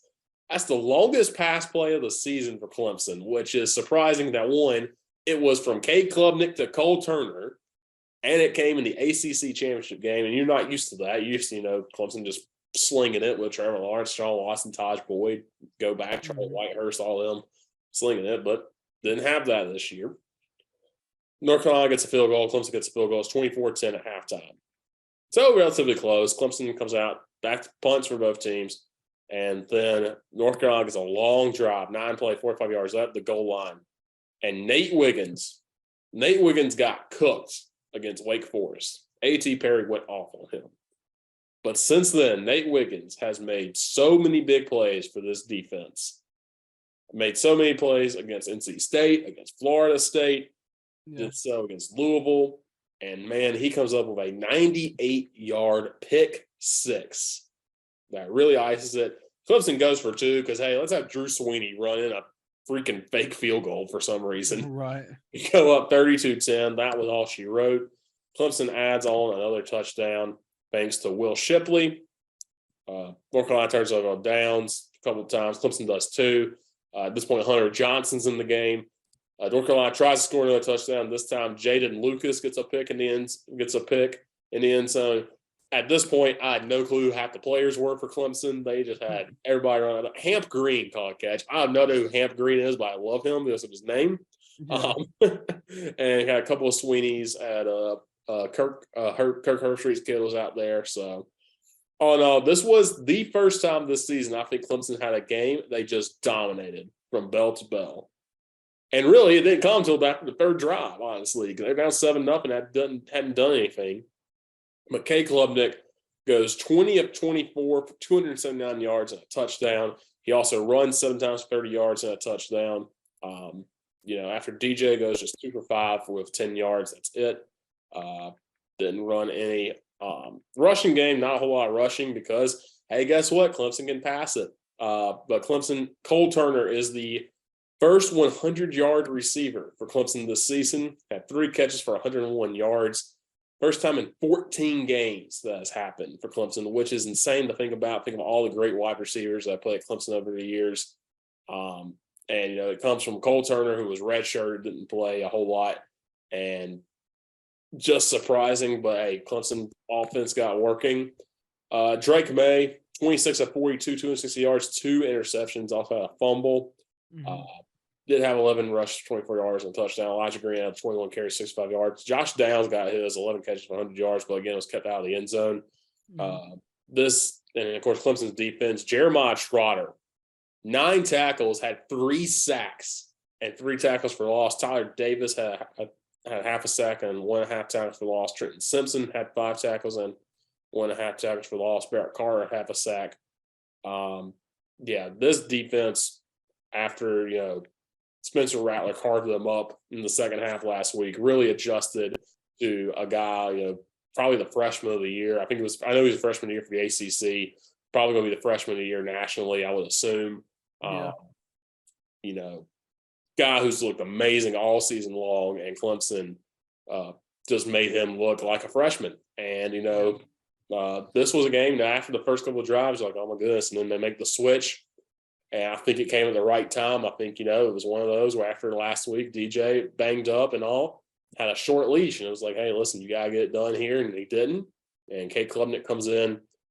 And K. Klubnik hadn't really impressed since the Georgia Tech game. On that final drive he led where he scored a touchdown pass to Will Taylor.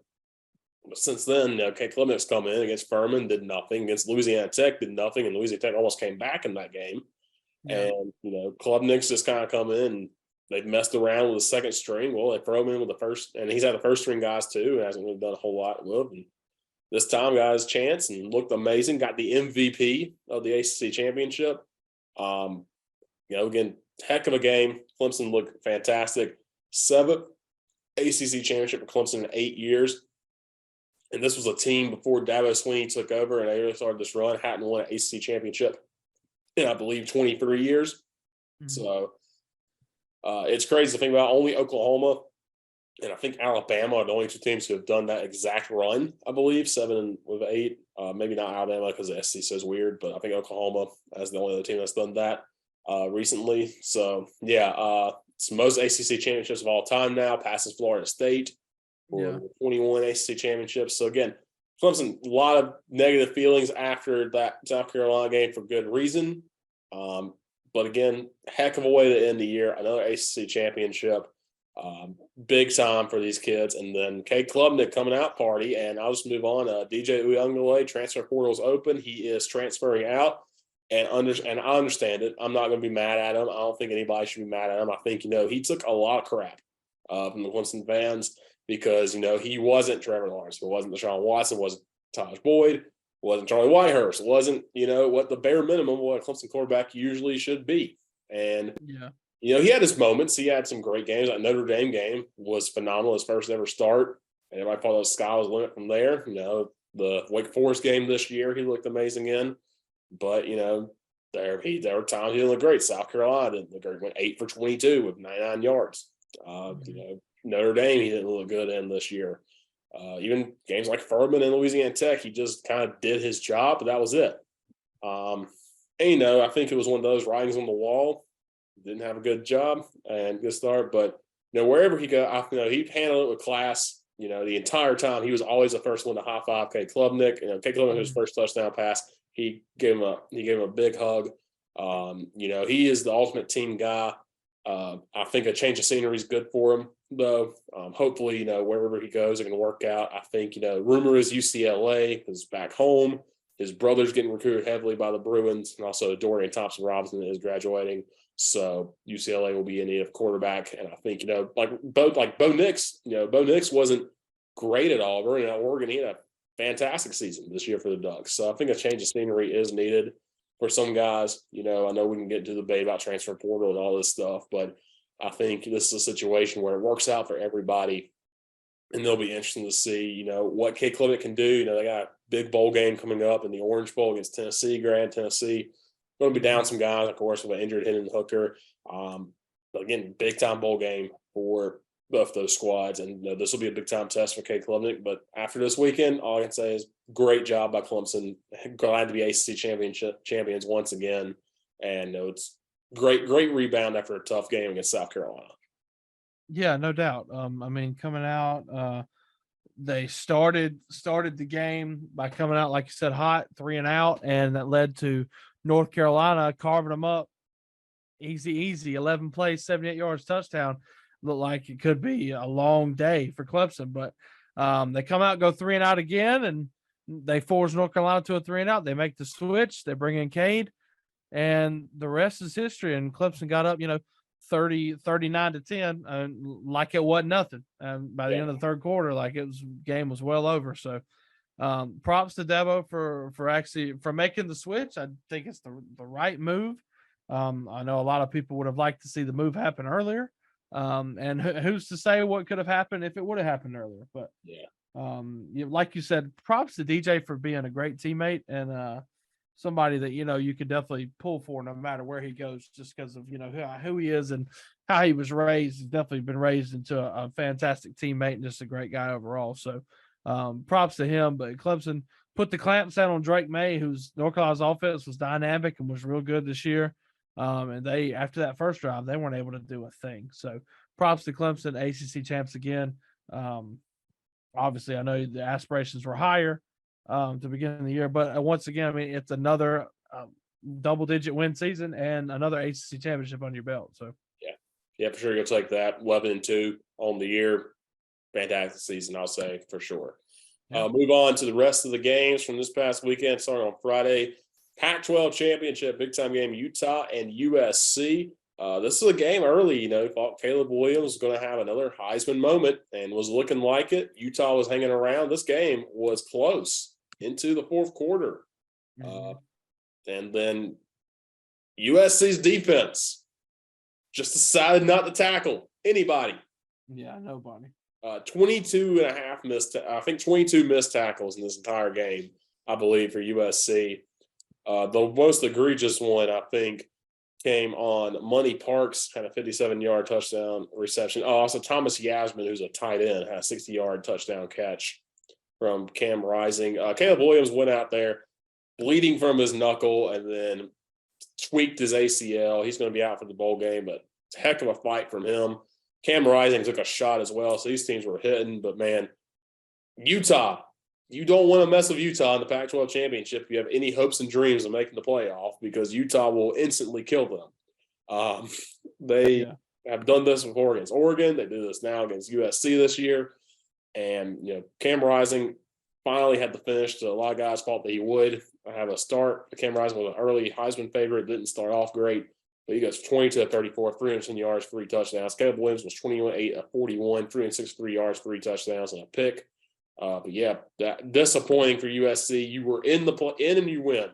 That's all you had to do was win this game to get into the playoff.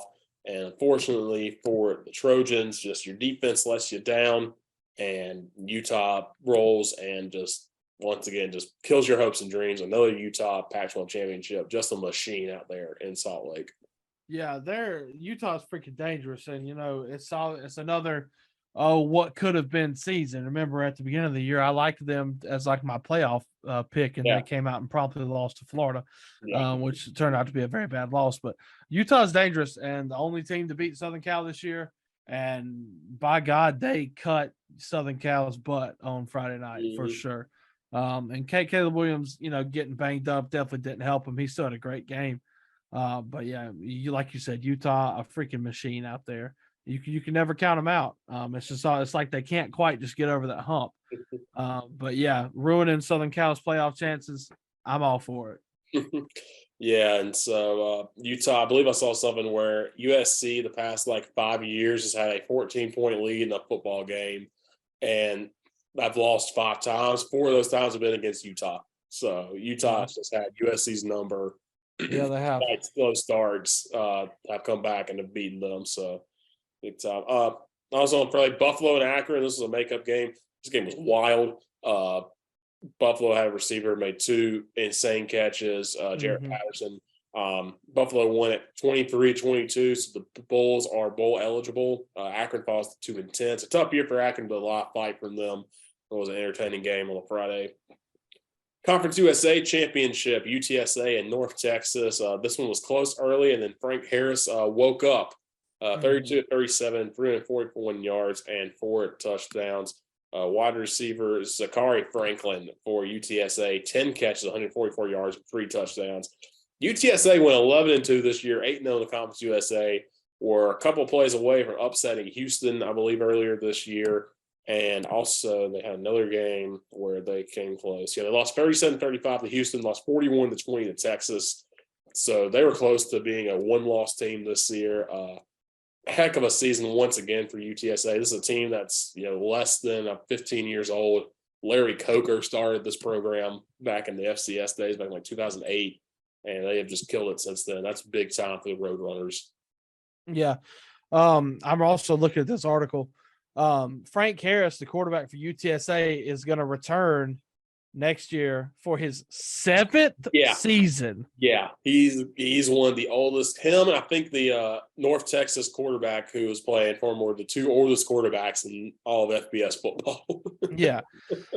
I mean, 7 years, like that's a dream. I spent 5 years in college, and I yearn for more years in college. I spent 4 years, and I wish I would have spent more. I just want to see his class schedule. Like, what the heck is he taking? What are you taking right now? Like, I mean, good God, after 7 years, like how many degrees do you want, bro? Like, I'm taking intro to squash, and that's it. Intro to squash and tennis class. There you go. I also have a walk jog class, and we have a football class. Yeah, and then I just go to football meetings in my afternoons. That's it. Yeah, what a freaking life! I think it's like somebody said, like Marcus Mariota's like senior year at Oregon, like he had one class and it was like golf or something like that. Yeah, something like, what a freaking like you're out here winning Heisman trophies and just playing golf and playing football. Like, God, what a year. That's it. That's all you're doing. Yeah. Oh man. Yeah, it'll be interesting to see that for sure. North Texas fired Seth Luttrell after this game. Interesting decision, but he had been on the hot seat, but I figured made a run late to win the West Division, make the championship game. But yeah, interesting to see what North Texas does from here after hiring a coach that was up for a lot of those Power 5 jobs after a bit. So yeah, just to see if he bounces back and where North Texas goes. SEC championship, Georgia and LSU. This one started off hot for Georgia, and they didn't look back. They blocked a field goal attempt. The ball kept spinning, and LSU just decided, all right, we're going to walk away from it. And Georgia looked up, sees it there, runs it all the way back. And from then on out, Georgia just demolished LSU. Yeah. LSU scored touchdowns late to get that backdoor cover, which will always take that. But Georgia looked great. Stetson Bennett, 23 to 29, 274 yards, 4 touchdown passes. Kendall Milton had 8 carries for 113 yards. Daijun Edwards had 12 carries, 77 yards. Kenny McIntosh, 14 carries, 55 yards. Brock Bowers. When you have Brock Bowers on your team, it's not fair. Like, he just runs over people. 6 catches for 81 yards, touchdown. LSU did put up a fight here. Jaden Daniels ended up getting benched for Garrett Nussmeier. He did solid as well. He had 2 touchdown passes, 294 yards. Jaden Daniels, 208 yards passing, touchdown and a pick. Malik Neighbors had 5 catches for 120 yards, touchdown. Keyshawn Boot had 6 catches for 170 yards and a touchdown. So LSU, for all the crap we talk about Brian Kelly, had a great season. 9-4 SEC West champions, beat Alabama. If it wasn't for a loss to Texas A&M, they'd probably go into a lot better bowl game, you'd think. But the LSU, good season here, but Georgia really showed, I think, that they're probably the best team in college football. Yeah, for sure. This game was not as close as the score might make it seem, but still props to LSU for a very good year first year under Brian Kelly. Starting off with that loss to Florida State and turning into what it was something I never thought I would see. But Georgia won this game handily, goes into the playoff as the 1 seed, deservedly so. Yeah, for sure for that. 2 seed looking to lock it up, second straight year. Michigan taking on Purdue, and we talked about undefeated Purdue again. Undefeated 2 seed against a Purdue team that's not ranked, and it was close, 14-13 at halftime. Michigan just pulled away in the second half, were able to score really at will in the second half. Donovan Edwards, 25 carries, 185 yards, touchdown. J.J. McCarthy, probably the best game of this season. 11-17, just 161 yards, but 3 touchdowns, did throw a pick. Aiden O'Connell threw a lot, 32-47, 366 yards, but threw 2 interceptions. Michigan's defense looked good, and Michigan locks up the Big Ten after pulling away late. Michigan, the last 2 weeks have looked very, very good. After Phil farting around for most of the season, it felt like just coming through big in these last 2 games against Ohio State, against Purdue. And so Michigan set up, 2 seed again, looking for a playoff run. Yeah. Good fight from Purdue. But Michigan, obviously 29 points in the second half to Purdue's 9, helps them pull away and catapult Michigan to a well-deserved playoff spot. I told you, we said it, Purdue's frisky. And they definitely made it interesting, but going 8-5, another good season for Purdue. But their head coach on the move. Head coach, is it Jeff Brom? Brom is leaving for his alma mater, Louisville. Yeah. After they don't even have to fire Scott Satterfield, he goes to Cincinnati, which is like a blessing. And now they have Brom to come in there and start leading the change in Louisville. So yeah. What's interesting about that Satterfield one is Cincinnati and Louisville play each other in a bowl game this year. So he says he's not going to be there. I think he should try to coach both teams at once. See what happens there. But very interesting there for sure. The last couple of weeks for Louisville, Cincinnati, and for now Purdue, as Purdue loses their coach to Louisville. Game of the day, most likely Kansas State and TCU. This is a wild one. Back and forth. They go to OT. TCU decides to go for it in overtime instead of kicking the field goal, and they come up short twice. One time, though, it looked like they may have gotten in. It was close. But they said no irrefutable evidence. He stopped on 4th down, and Kansas State wins it 31-28. Like I've said, I don't know if Kansas State's good, but they're the Big 12 champions. So I said it last week on the pod. I said if Kansas State comes out and beats TCU, I will tell you that they're a good team. So I'm here to tell you Kansas State is good. There you go. Will Howard coming in. Of course, Eddie Martinez got hurt earlier in the year. Will Howard, 18-32, 199 yards and 2 touchdowns. Deuce Vine has been running all over the place. 26 carries, 130 yards and a touchdown. Max Duggan, not a great game passing. 18-36, 251 yards, touchdown and a pick, but ran the ball well. 15 carries, 110 yards and a touchdown. Kendra Miller had 17 carries, 82 yards, a touchdown. But, man, Just needed one more yard, it looks like. But again, I thought he was in, honestly, looking at it.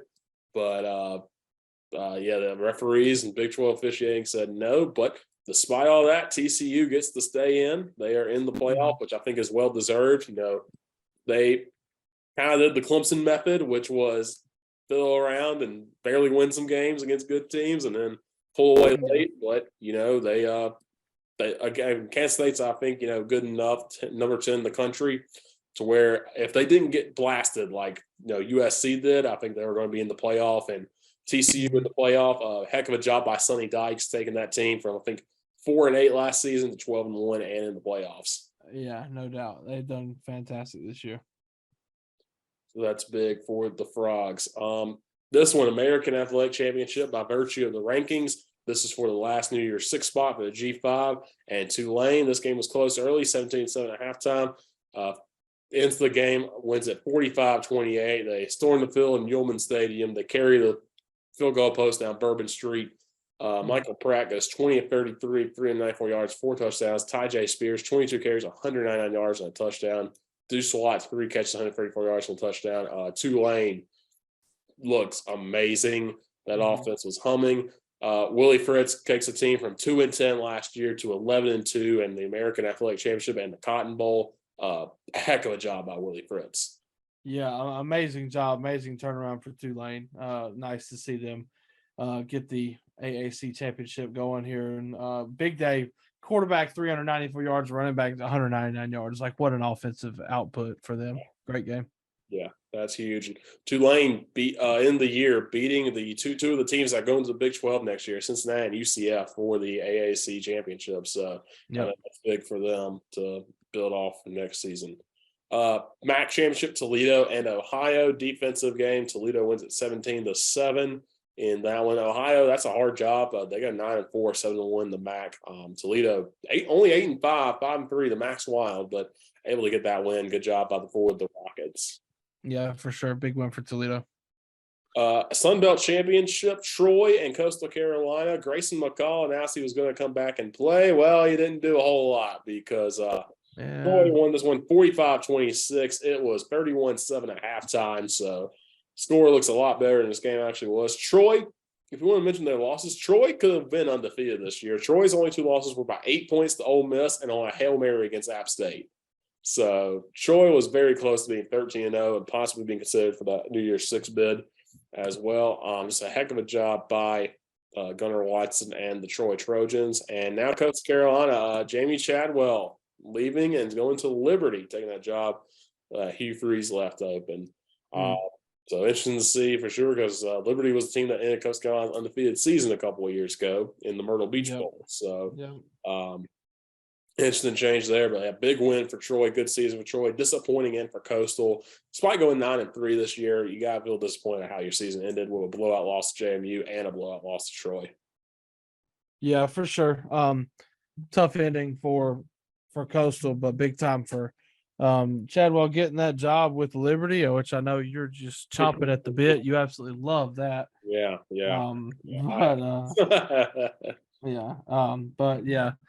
Troy very close to being undefeated. I mean, they had a heck of a year, and if not for that Hail Mary against App State, and they lost a relatively close one to Ole Miss. So good season for Troy so far, but now they head into bowl season, but with a Sun Belt championship under the belt. But it should have been. Oh, it should have been James Madison. It should have been James Madison. Yes. But whatever. It's fine. Yeah, it's fine. It should have been James Madison playing this game. James Madison should be in some kind of bowl game. But they got pizza party, though, from the Pardon My Take boys. I don't know if you saw that. I didn't see that. That's cool. Yeah, they gave them a pizza party because they said they should have won the championship. And so they paid for them to have a pizza party. So shout out to the Pardon My Take boys. But who needs James Madison when you have Jake Haener? Oh, yes, from sir. Fresno State. Haener. Been a weird year for Fresno State, but they come back and they win the Mountain West Championship of Boise State 28-16. Jake Haener, 17-27, 184 yards and a touchdown. Weird career for Jake Haener. He's a heck of a fighter. I think we all remember that game against UCLA last year where he basically died on the field but left an overtime win. This year's been up and down, but got it done against Boise. Heck of a way to go out for Jake Haener. Yeah, no doubt. And their season was weird. They beat Cal Poly by 28 to start the year, and then they lost 4 straight. They lost to a good Oregon State team, a good Southern Cal team, a bowl-eligible UConn, and then they started off conference play losing by 20 to Boise State, and then they have since rattled off 8 straight wins, including a conference championship over the team that beat them by 20. So Fresno State's rolling as they go into a bowl game against Washington State here coming up soon. But yeah, props to Jay Kaner. We love him. Yeah, and then finally we'll close it out. New Mexico State beats Valpo 65-3. Why is that important? You say when Mexico State is bowl eligible at 6-6 their first year under Jerry Kill. That might be the hardest job in all of Division I football. The team that almost disbanded after dropped down to FCS has been almost dropped down to FCS several times. They've almost gotten rid of that football team. Doug Martin had that great run a few years ago when they went to the Arizona Bowl, won at Utah State. Emotional for him. And now Jerry Kill, who had to retire from Minnesota, if you don't remember, because he had health reasons, had a seizure on the sideline, really scary situation, comes out of retirement to coach New Mexico State, and in their first year gets to a bowl game. Listen, you can say these bowls don't matter. I think this bowl matters a lot to New Mexico State because that gets them a lot of money, gets them on national TV, and you finally get a bowl game for New Mexico State. Heck of a job by Jerry Kill. And they also, this is a team that started, I think they started like 1-4 to start the season and finished 6-6. And, you can say all you want about having to get Valpo to get there, but they got there. And New Mexico State, very excited to see what they do in their bowl game. Yeah, no doubt. Great job by Jared Kill for sure, and getting New Mexico State to a bowl game. That's a tough job for sure. Yeah. Only one FBS game this weekend, and it's Army Navy. Neither of these teams are bowl eligible. Army's 5-6, but because they played 2 FCS teams, they had to win 7 games, and they cannot do that. Navy is not bowl eligible, but Navy is a team. They started off the year, I believe they lost like 3 in a row to start. They're going to be 4-7. Played Notre Dame tough toward the end. So, but again, you can throw out the records when this game happens. This is always a fun game between the two. And again, it's the biggest game of the year for both these schools, and they get their own day. That is Army Navy this weekend. Always a fun time. Yeah, should be a great one. Always a fun watch, no matter what the records are or anything. So it should be a great time on Saturday for sure. And this weekend, of course, the FCS playoffs are continuing. They start on Friday, actually. Got 3 games on Friday, which is nice. Sanford, North Dakota State. Sanford having to go up to the Fargo Dome. That place is going to be rocking. William and Mary, I hope they lose by 100 to Mount Montana State because that'd be Gardner Webb. Gardner Webb's run came to an end, 54-14 last week. Heck of a season, though, for the Dogs. Go 7-5. Started the year 1-4. 7-6. Started the year 1-4. And go 5-0 in the Big South and win their first ever FCS playoff game. So heck of a year by Shirley and the Dogs for sure. It's gonna be 19 degrees in Bozeman, Montana. So, I'm so excited. I want to be there. I want to go to that game. Should be Gardner Webb, dang it, and I should be on that plane to Bozeman. Right. And then Incarnate Word against Sacramento State. Lindsey Scott Jr. does nothing but sling the football. 4,156 yards, 55 touchdowns. Scatterbo, the running back for Sacramento State, 1,200 rushing yards. Oh God, that'd be insane. Wow. That's going to be a fun one for sure. A lot of people thought Sacramento State should have been the 1 seed this year, so interesting to see if they can prove it on that. That's the over/under in that game is 76.5.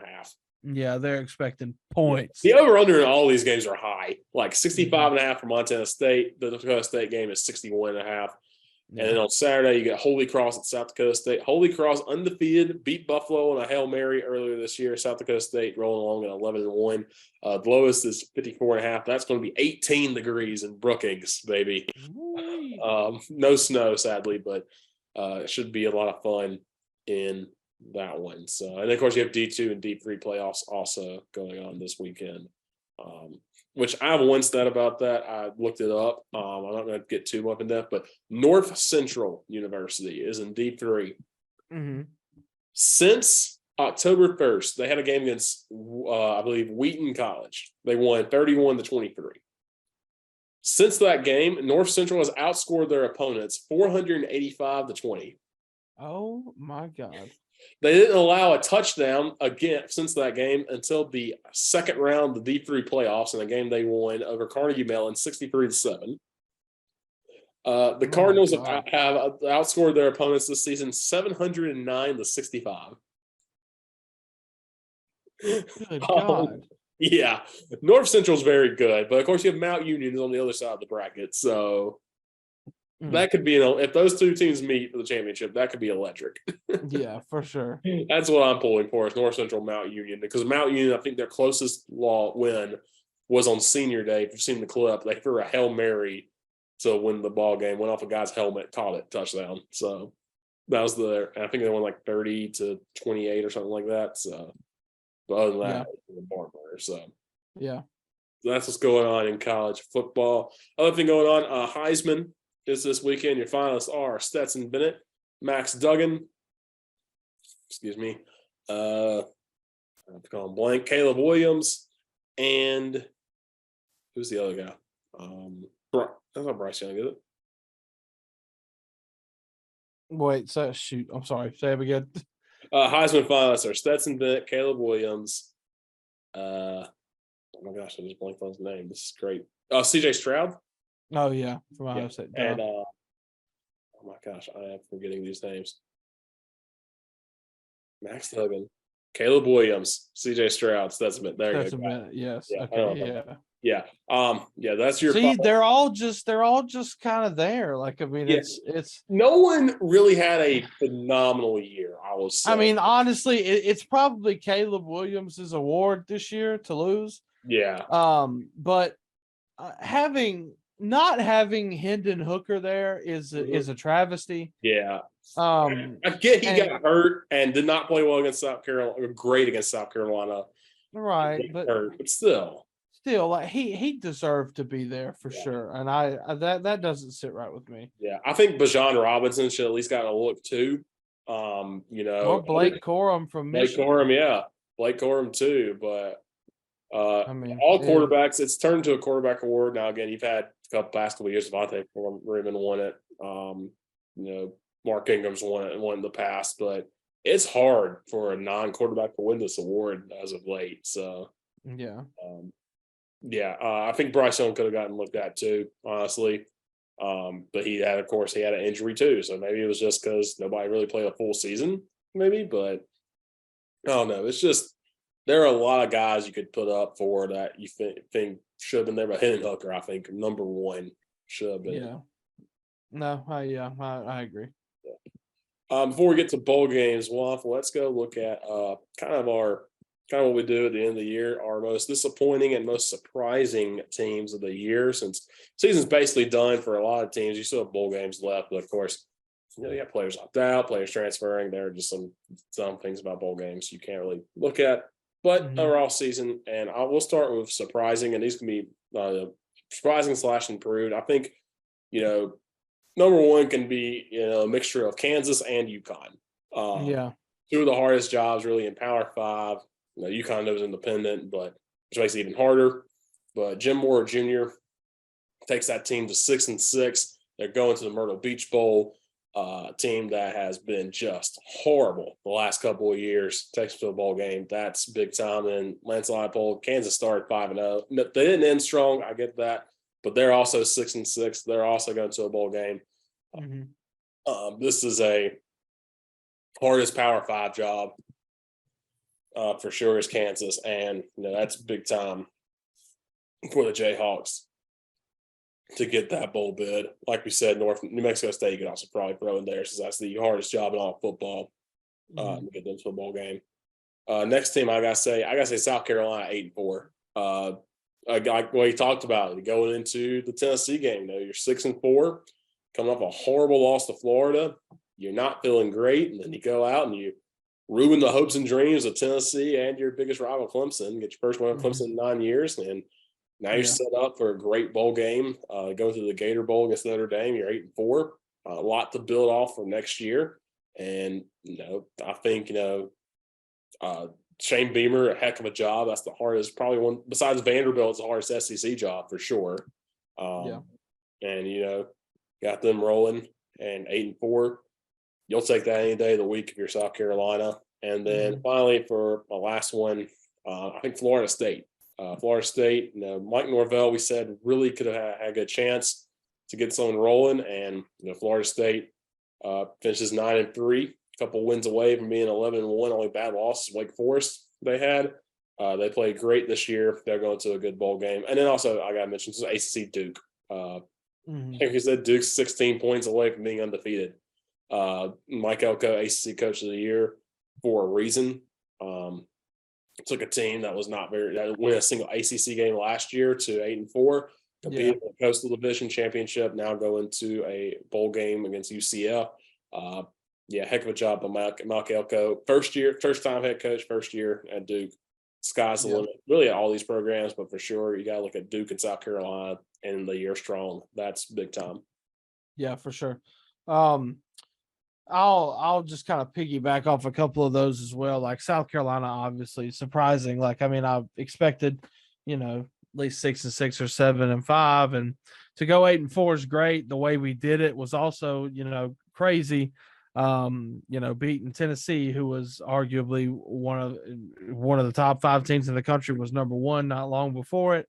And then knocking off Clemson for the first time in 7 tries in 9 years. Great way to end the year, and now going into bowl season in the Gator Bowl against Notre Dame. A lot of momentum going into it, so very excited to see how South Carolina can wrap it up. And if they can go 9-4, that would be astronomical. Duke 16 points away from being undefeated. All they had to do, if they didn't absolutely blow it against North Carolina, they played Saturday night against Clemson in the ACC title game, which is crazy. So props to Duke for doing their thing. That's awesome. Love that. For Duke and for Mike Elko, like that's a tough job. And he has shown in 1 year that he's fully capable of taking this team to unprecedented heights. So shout out to them. I'll say also just Tulane. I mean, for sure. Coming off of what they were last year, and now coming out this year, getting to 11-2, making the Cotton Bowl, being the highest ranked G5 team. So definitely props to them. And I will also say, I mean, you could also throw your hat in there for TCU, the job that Sonny Dykes has done. And I will also say Kansas State. I mean, coming out and winning a freaking Big 12 title. I don't think anybody expected Kansas State to win this title. And you got teams like Texas, and obviously Oklahoma was down. Oklahoma State was really good, and they disappointed. But in Kansas as well, for sure, had a great year, over expected, no doubt. Yeah, for sure. Other team we can add, Texas Tech, I think she got in there 7-5 in the first year head coach. After knocked off Oklahoma and Texas for the first time ever in a single season. That's a big deal around here.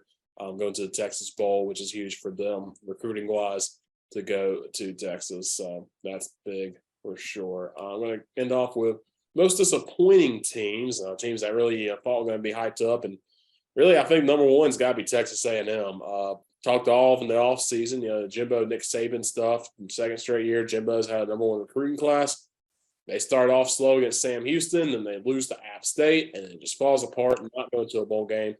Did beat LSU at the end of the year for what it's worth, but man, it did come close to beating Alabama. So, A&M, I think you can say that have to be the most disappointing team with just all the talent there, and Jimbo Fisher could do nothing with them. Did fire their OC at Texas A&M. Their offense was horrible, so interesting to see who takes that job and see if Jimbo, can make up for, they're paying him a bunch of money, and see if he can make up for it next year. Yeah. And a tough division for sure. Miami next. Tyler Van Dyke got all the hype this year about being the next great quarterback in ACC, and he got benched after the Middle Tennessee State game, which they lost 45-14. Don't forget, they lost to Middle Tennessee State 45-14. Miami, toward the end of the year, just gave up. That Clemson game, they looked horrible in, couldn't do anything right. Mario Cristobal, again, they keep wanting to make it the U, bring the U back. And I'm like, it's been 20 years. It's been over 20 years now.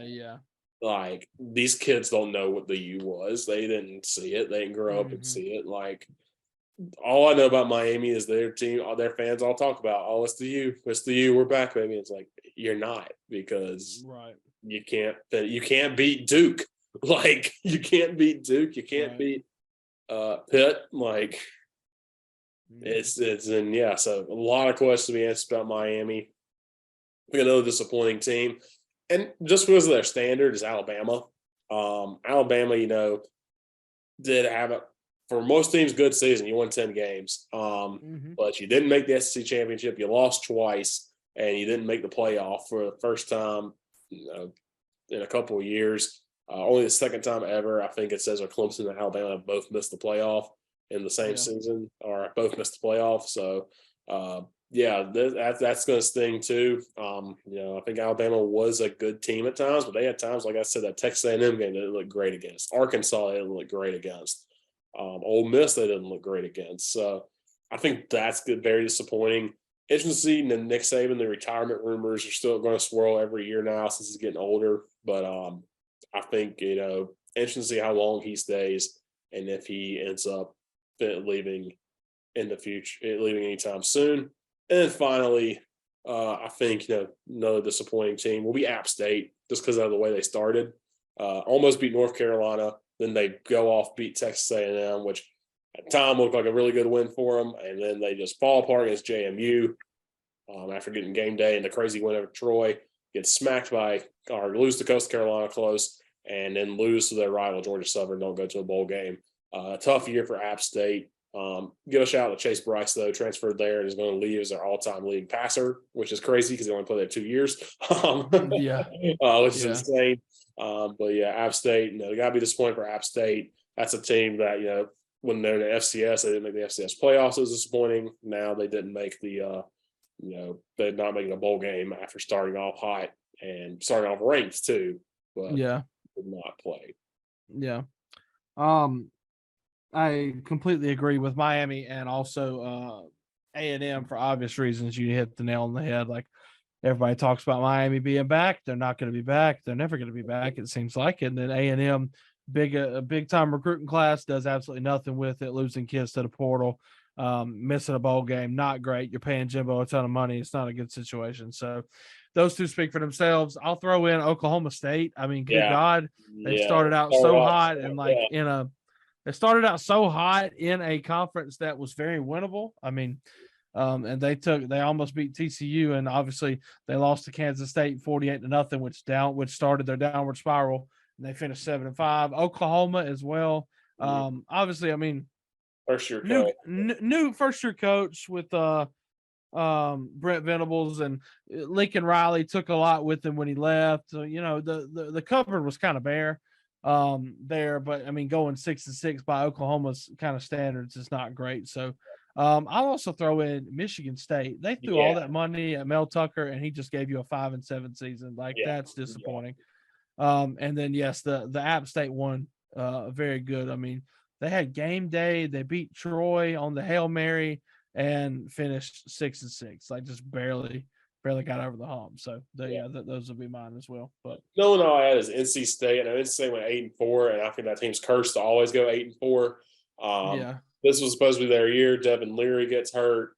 Defense is not good. They have 4 different quarterbacks playing for NC State. I know that's a lot going at you, but man, you make all these promises if you're Dave Doran, and yep, 8-4 right back when we started. Also, Boston College, I think, too, with Phil Dracovic was another guy yeah, I thought would be great. And they won 3 games all season.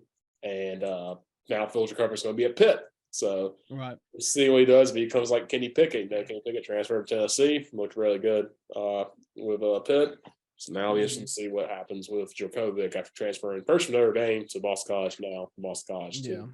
You could probably also throw Wake Forest in there too, just Yeah. because coming off the ACC championship game, returning Sam Hartman, returning a dynamic offense, and they really couldn't do a whole lot Yeah, I with got it. 7-5. They lost to Duke at the end of the year, so tough. I had a chance to beat Clemson first time in like 10 years and couldn't get it done. So yeah, Yeah. had that for sure. So that's it for college football. Of course, bowl games are coming up. We'll get more into depth next week and get into depth with NFL next week. We'll give one little check on college basketball because we have to check on our teams. Or of course, I'm talking about the IUPUI Jaguars. Yeah. Talk about Duke. Duke coming off a big win over Iowa. That's huge for them up at Madison Square Garden. Duke starting off hot this year. I have not really missed a beat with John Shire. 9-2 overall. 1-0 in a conference play that did knock off Boston College the other day pretty well. And Cameron won 3 in a row. Duke freshmen starting to get it going for the Blue Devils. Yeah, they are. They're starting to heat up. So things are looking pretty good. Yeah, looking at the rest of the ACC, Virginia's won 8 in a row. They're the only undefeated team in the ACC left. Had a tough win over James Madison. North Carolina, yikes, lost 4 in a row. They're out of the top 25 after being ranked number 1 to start the year.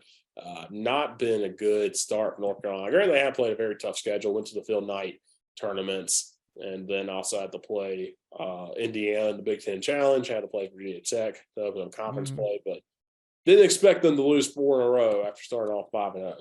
Yeah, definitely not. And losing at Virginia Tech, first ACC game, definitely hurts. But they've just been weird. Like they return so much, but they have not played very cohesive this year yet. So which is shocking to see. But yeah, for sure on that. Clemson Tigers are in a battle with the Towson Tigers right now, tied at 64. See, the curse has been lifted from football because football won this weekend, so I expect Towson to win this game. Right. After Clemson won by 20 against Wake Forest in their conference opener, yeah, that all that goodwill goes away now because Clemson won the ACC football championship. Right now, UConn's beating Florida 51-38, so UConn's looked very impressive to start the year. They won that Phil Knight tournament. They're 9-0. St. John's 9-1. 1-0 in the Big East. They beat DePaul tonight. Grant, I think St. John's, best team that played is Iowa State. They lost by 11. They beat Syracuse, but Syracuse kind of stinks. So, yeah, so interesting to see how that will shake up in the Big East. I want to talk about this weekend, ACC basketball. This Saturday, you have 1-9 Florida State against 0-8 Louisville this Saturday on the ACC network. Oh, it's going to be beautiful. Louisville lost to Miami 80-53 last weekend. Louisville is so bad, and so is Florida State for that matter. But like Louisville started the year with 3 straight losses by 1 point, and then I guess they just said put it in park because they said who cares anymore. 20 points. So yeah, they've been getting smacked. Yeah. Florida State, their 1 wins over Mercer by 9. That's not great. They lost by 14 to UCF. They lost by 7 to Troy. Lost by 9 to Florida. Lost by 17 to Siena.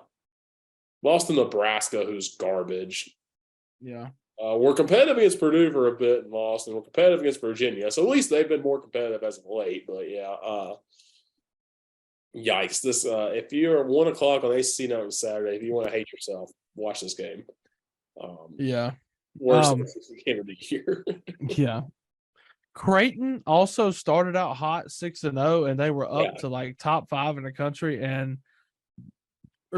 top 10 in the country, and beat Arkansas in the Maui Invitational semifinal. Went on to play the final, lost to Arizona in the final by 2, and then went to number 2 Texas and lost by 5, and now has lost to Nebraska by 10. So they have 3 straight losses after starting out so hot. So Creighton needs to figure it out. It doesn't get much easier as they play BYU and Arizona State next 2 games. So it's not, and they start conference. So it's not going to get any easier for the Blue Jays. Yeah. So that's a fun one for sure. Houston, number 1 in the country. I feel like that gets overlooked because you forget about it. Houston's a team I forget is very good until the NCAA tournament. I'm like, oh yeah, this team's really good. Right. The number 1 in the country. Really haven't had any issues with anybody. Beat Kent State 49-44, but I feel like Kent State's just one of those pesky teams this year. They beat Oregon 66-56. They play Alabama this Saturday. That could be fun. And they got to go to Virginia next Saturday. Yeah. So, a lot to look out for this Houston team coming up soon on the season. Also, Gonzaga, I think, lost to Texas the other night, I think. Yeah, Gonzaga's lost 3 games, which is weird to see this early in the year. Yeah. Yeah, they lost to Texas, Purdue, and Baylor. did survive a scare against Kent State. They also have to play Alabama later in the season, and they play Washington on Friday. So let's see what Gonzaga can do with Drew Timmy and all them. So yeah, kind of a weird basketball season to start off, but it's been a fun one for sure. And of course, since we have to check in on our lovely IUPUI Jaguars, they are 1-8, 0-2 in the Horizon League. They played Green Bay the other morning, lost 68-61. I watched it. Yes, of course I did. On ESPN Plus, Green Bay hit a shot at the buzzer at halftime to go up by like 10, and it was electric with 4,000 screaming kids in there. Yeah. They play Spalding on December 12th. I don't think that's a real school, but Spalding, get your foot off the boat. That's what I was thinking too. And they play a tournament. They play Eastern Illinois, Southern Indiana, and Texas A&M Commerce before Christmas break. So, hey, Southern Indiana and Texas A&M Commerce, 2 newest teams to D1. So maybe you get a win over them. Maybe so. Maybe. We'll see. But South Carolina is still bad, but they're 4-4, and they did beat Georgetown. So that just tells you how bad Georgetown is, because they just extended what's his name? Patrick Ewing, yeah. Yeah, and Patrick Ewing. And they had an awful year last year. Now you're losing to South Carolina, Georgetown. Where have your standards gone? The New Jersey Institute of Technology is 1-8. Just want to throw that out. They've been horrible all the time. So obviously Louisville's 0-8, Florida State's 1-9. IUPUI is 1-8. Green Bay is also 1-8. Monmouth 1-8. They have finally won a game, so good for them. Elon is 1-8, not great. I need to tell you something. Hartford is Hartford's 4-8. They're a Division I independent because Hartford is dropping from D1 to D3. It's a controversial decision. Yes, Hartford has 1 win over a D1 team this year. They beat Fairleigh Dickinson 74-66. The rest of their wins have been over D3 teams because they're playing like a mixture of a schedule this year. They have a higher net rating than Louisville. Oh God! Out of the 363 teams in NCAA, I believe Louisville is ranked number 361, and I think they're ahead of IUPUI and Delaware State. And I think Hartford is ahead of Louisville because Hartford has a win over a D1 team. Ew. That's awful. Yeah. That's so sad. God. And Delaware State's 1-8. South Carolina State's 1-9. But they beat ECU the other night. They did beat East Carolina somehow. And then they almost beat Winthrop, I think, 2 nights ago. So I don't know if they're good or not, but they're scrappy at least. I'll give them that. All right. Out of the Merrimack Conference, Central Connecticut, the other Blue Devils are 0-9. And Merrimack is 1-9. Long Island does not exist, but Long Island University is 1-7. And California is 0-9. They suck. They're like Oregon State was after they made their tournament run. Yeah. Lafayette's 1-9. Mississippi Valley State Delta Devils are 1-9. Alabama State's 1-8. Texas Southern's 1-7. Jackson State's 1-6. Florida A&M's 1-6. This SWAC is just getting beat the hell up. I mean, it's not great. I will say a Cal update. They're playing Eastern Washington tonight. Yeah, they're down 19-17 in the first half. So not looking good for the Golden Bears right now. Yeah, not great. So we didn't talk about this. Speaking of SWAC, Deion Sanders. Oh yeah. Yeah, we'll skip basketball. He's a football coach at Colorado. That makes no sense to me. That's interesting. It's an interesting choice. I don't mind it. I think it's a nice decision. And as more things start to come about Jackson State, I don't really blame him for leaving. I mean, it's a huge pay increase. Yeah. And getting up to the D1 level, I'm very excited to see what he can do. Because I know kids are going to flocked to him in the transfer portal, and he's bringing his son and Hunter, the number 1 overall recruit. He's bringing him with him. So Colorado going to be on paper a very much way better team than last year. So I'm excited to see what he can do. And just like he talked about the facility differences between what Colorado has available to them and what Jackson State has available to them. Like, I think he's about to go wild in there. And his press conference was crazy. Not like him addressing the media, like the video of him talking to the team. Like, that's awesome. Like, I love that. And I think that if you're 1-11, like, you need that. Like, he's going to come in there and he's going to be like, I mean, if you're going to work and I'm going to work you hard, and you're going to get rewarded for your hard work. If you don't want to do that, get out. If you want to do it, stick through it and let's do it. Yeah, because I mean, he's got his guys coming. So yeah, he's like I got my people coming, and we're gonna get you right. And I got other kids coming. If you don't want to be here, I'm gonna get somebody to replace you. So either you want to be here, or you don't. Yeah, for sure. I like it. I like the move a lot. Interesting culture, I think, for sure, because you don't think of Deion Sanders really vibing in Colorado. Going to be interesting. Their first game is at TCU, by the way, next year. So into the fire early, Deion. So yeah, interesting. Yeah. Continue on SWAC basketball. Not great. Yeah, no, SWAC basketball sucks. I'm looking through the women's right now. Yes. Our women's basketball 1A, or excuse me, Division I Independents, Hartford and Chicago State are now a combined 0-21. So yeah, Hartford's 0-11, Chicago State's 0-10. They suck. Who else? Dartmouth is 1-7. St. Peter's, the Lady Cocks, are 0-7. Niagara is 1-7. Central Michigan's 1-6. South Carolina State is 0-10. Continuing the worst women's basketball duo of all time. They both suck. St. Francis is 0-7. Ew, the Northeast Conference of women's basketball is getting beat up. Sacred Heart's 1-8. St. Francis is 1-8. Merrimack's 1-7. St. Francis is 0-7. So wait, there's 2 St. Francis's. What? Oh yeah, I just realized that. Yeah. Yeah. St. Francis Brooklyn has a win. St. Francis Pennsylvania does not have a win. SIU Edwardsville is 0-7, and Lindenwood is also 0-7 in the Ohio Valley Conference. Navy, our Naval Academy women's basketball team, leaves a lot to be desired. They're 0-10. And American is 0-8. It's very un-American. New Orleans also, men's women's basketball team's not good. A combined 1 win between both of them. No, 2 wins. Sorry, each of them have a win.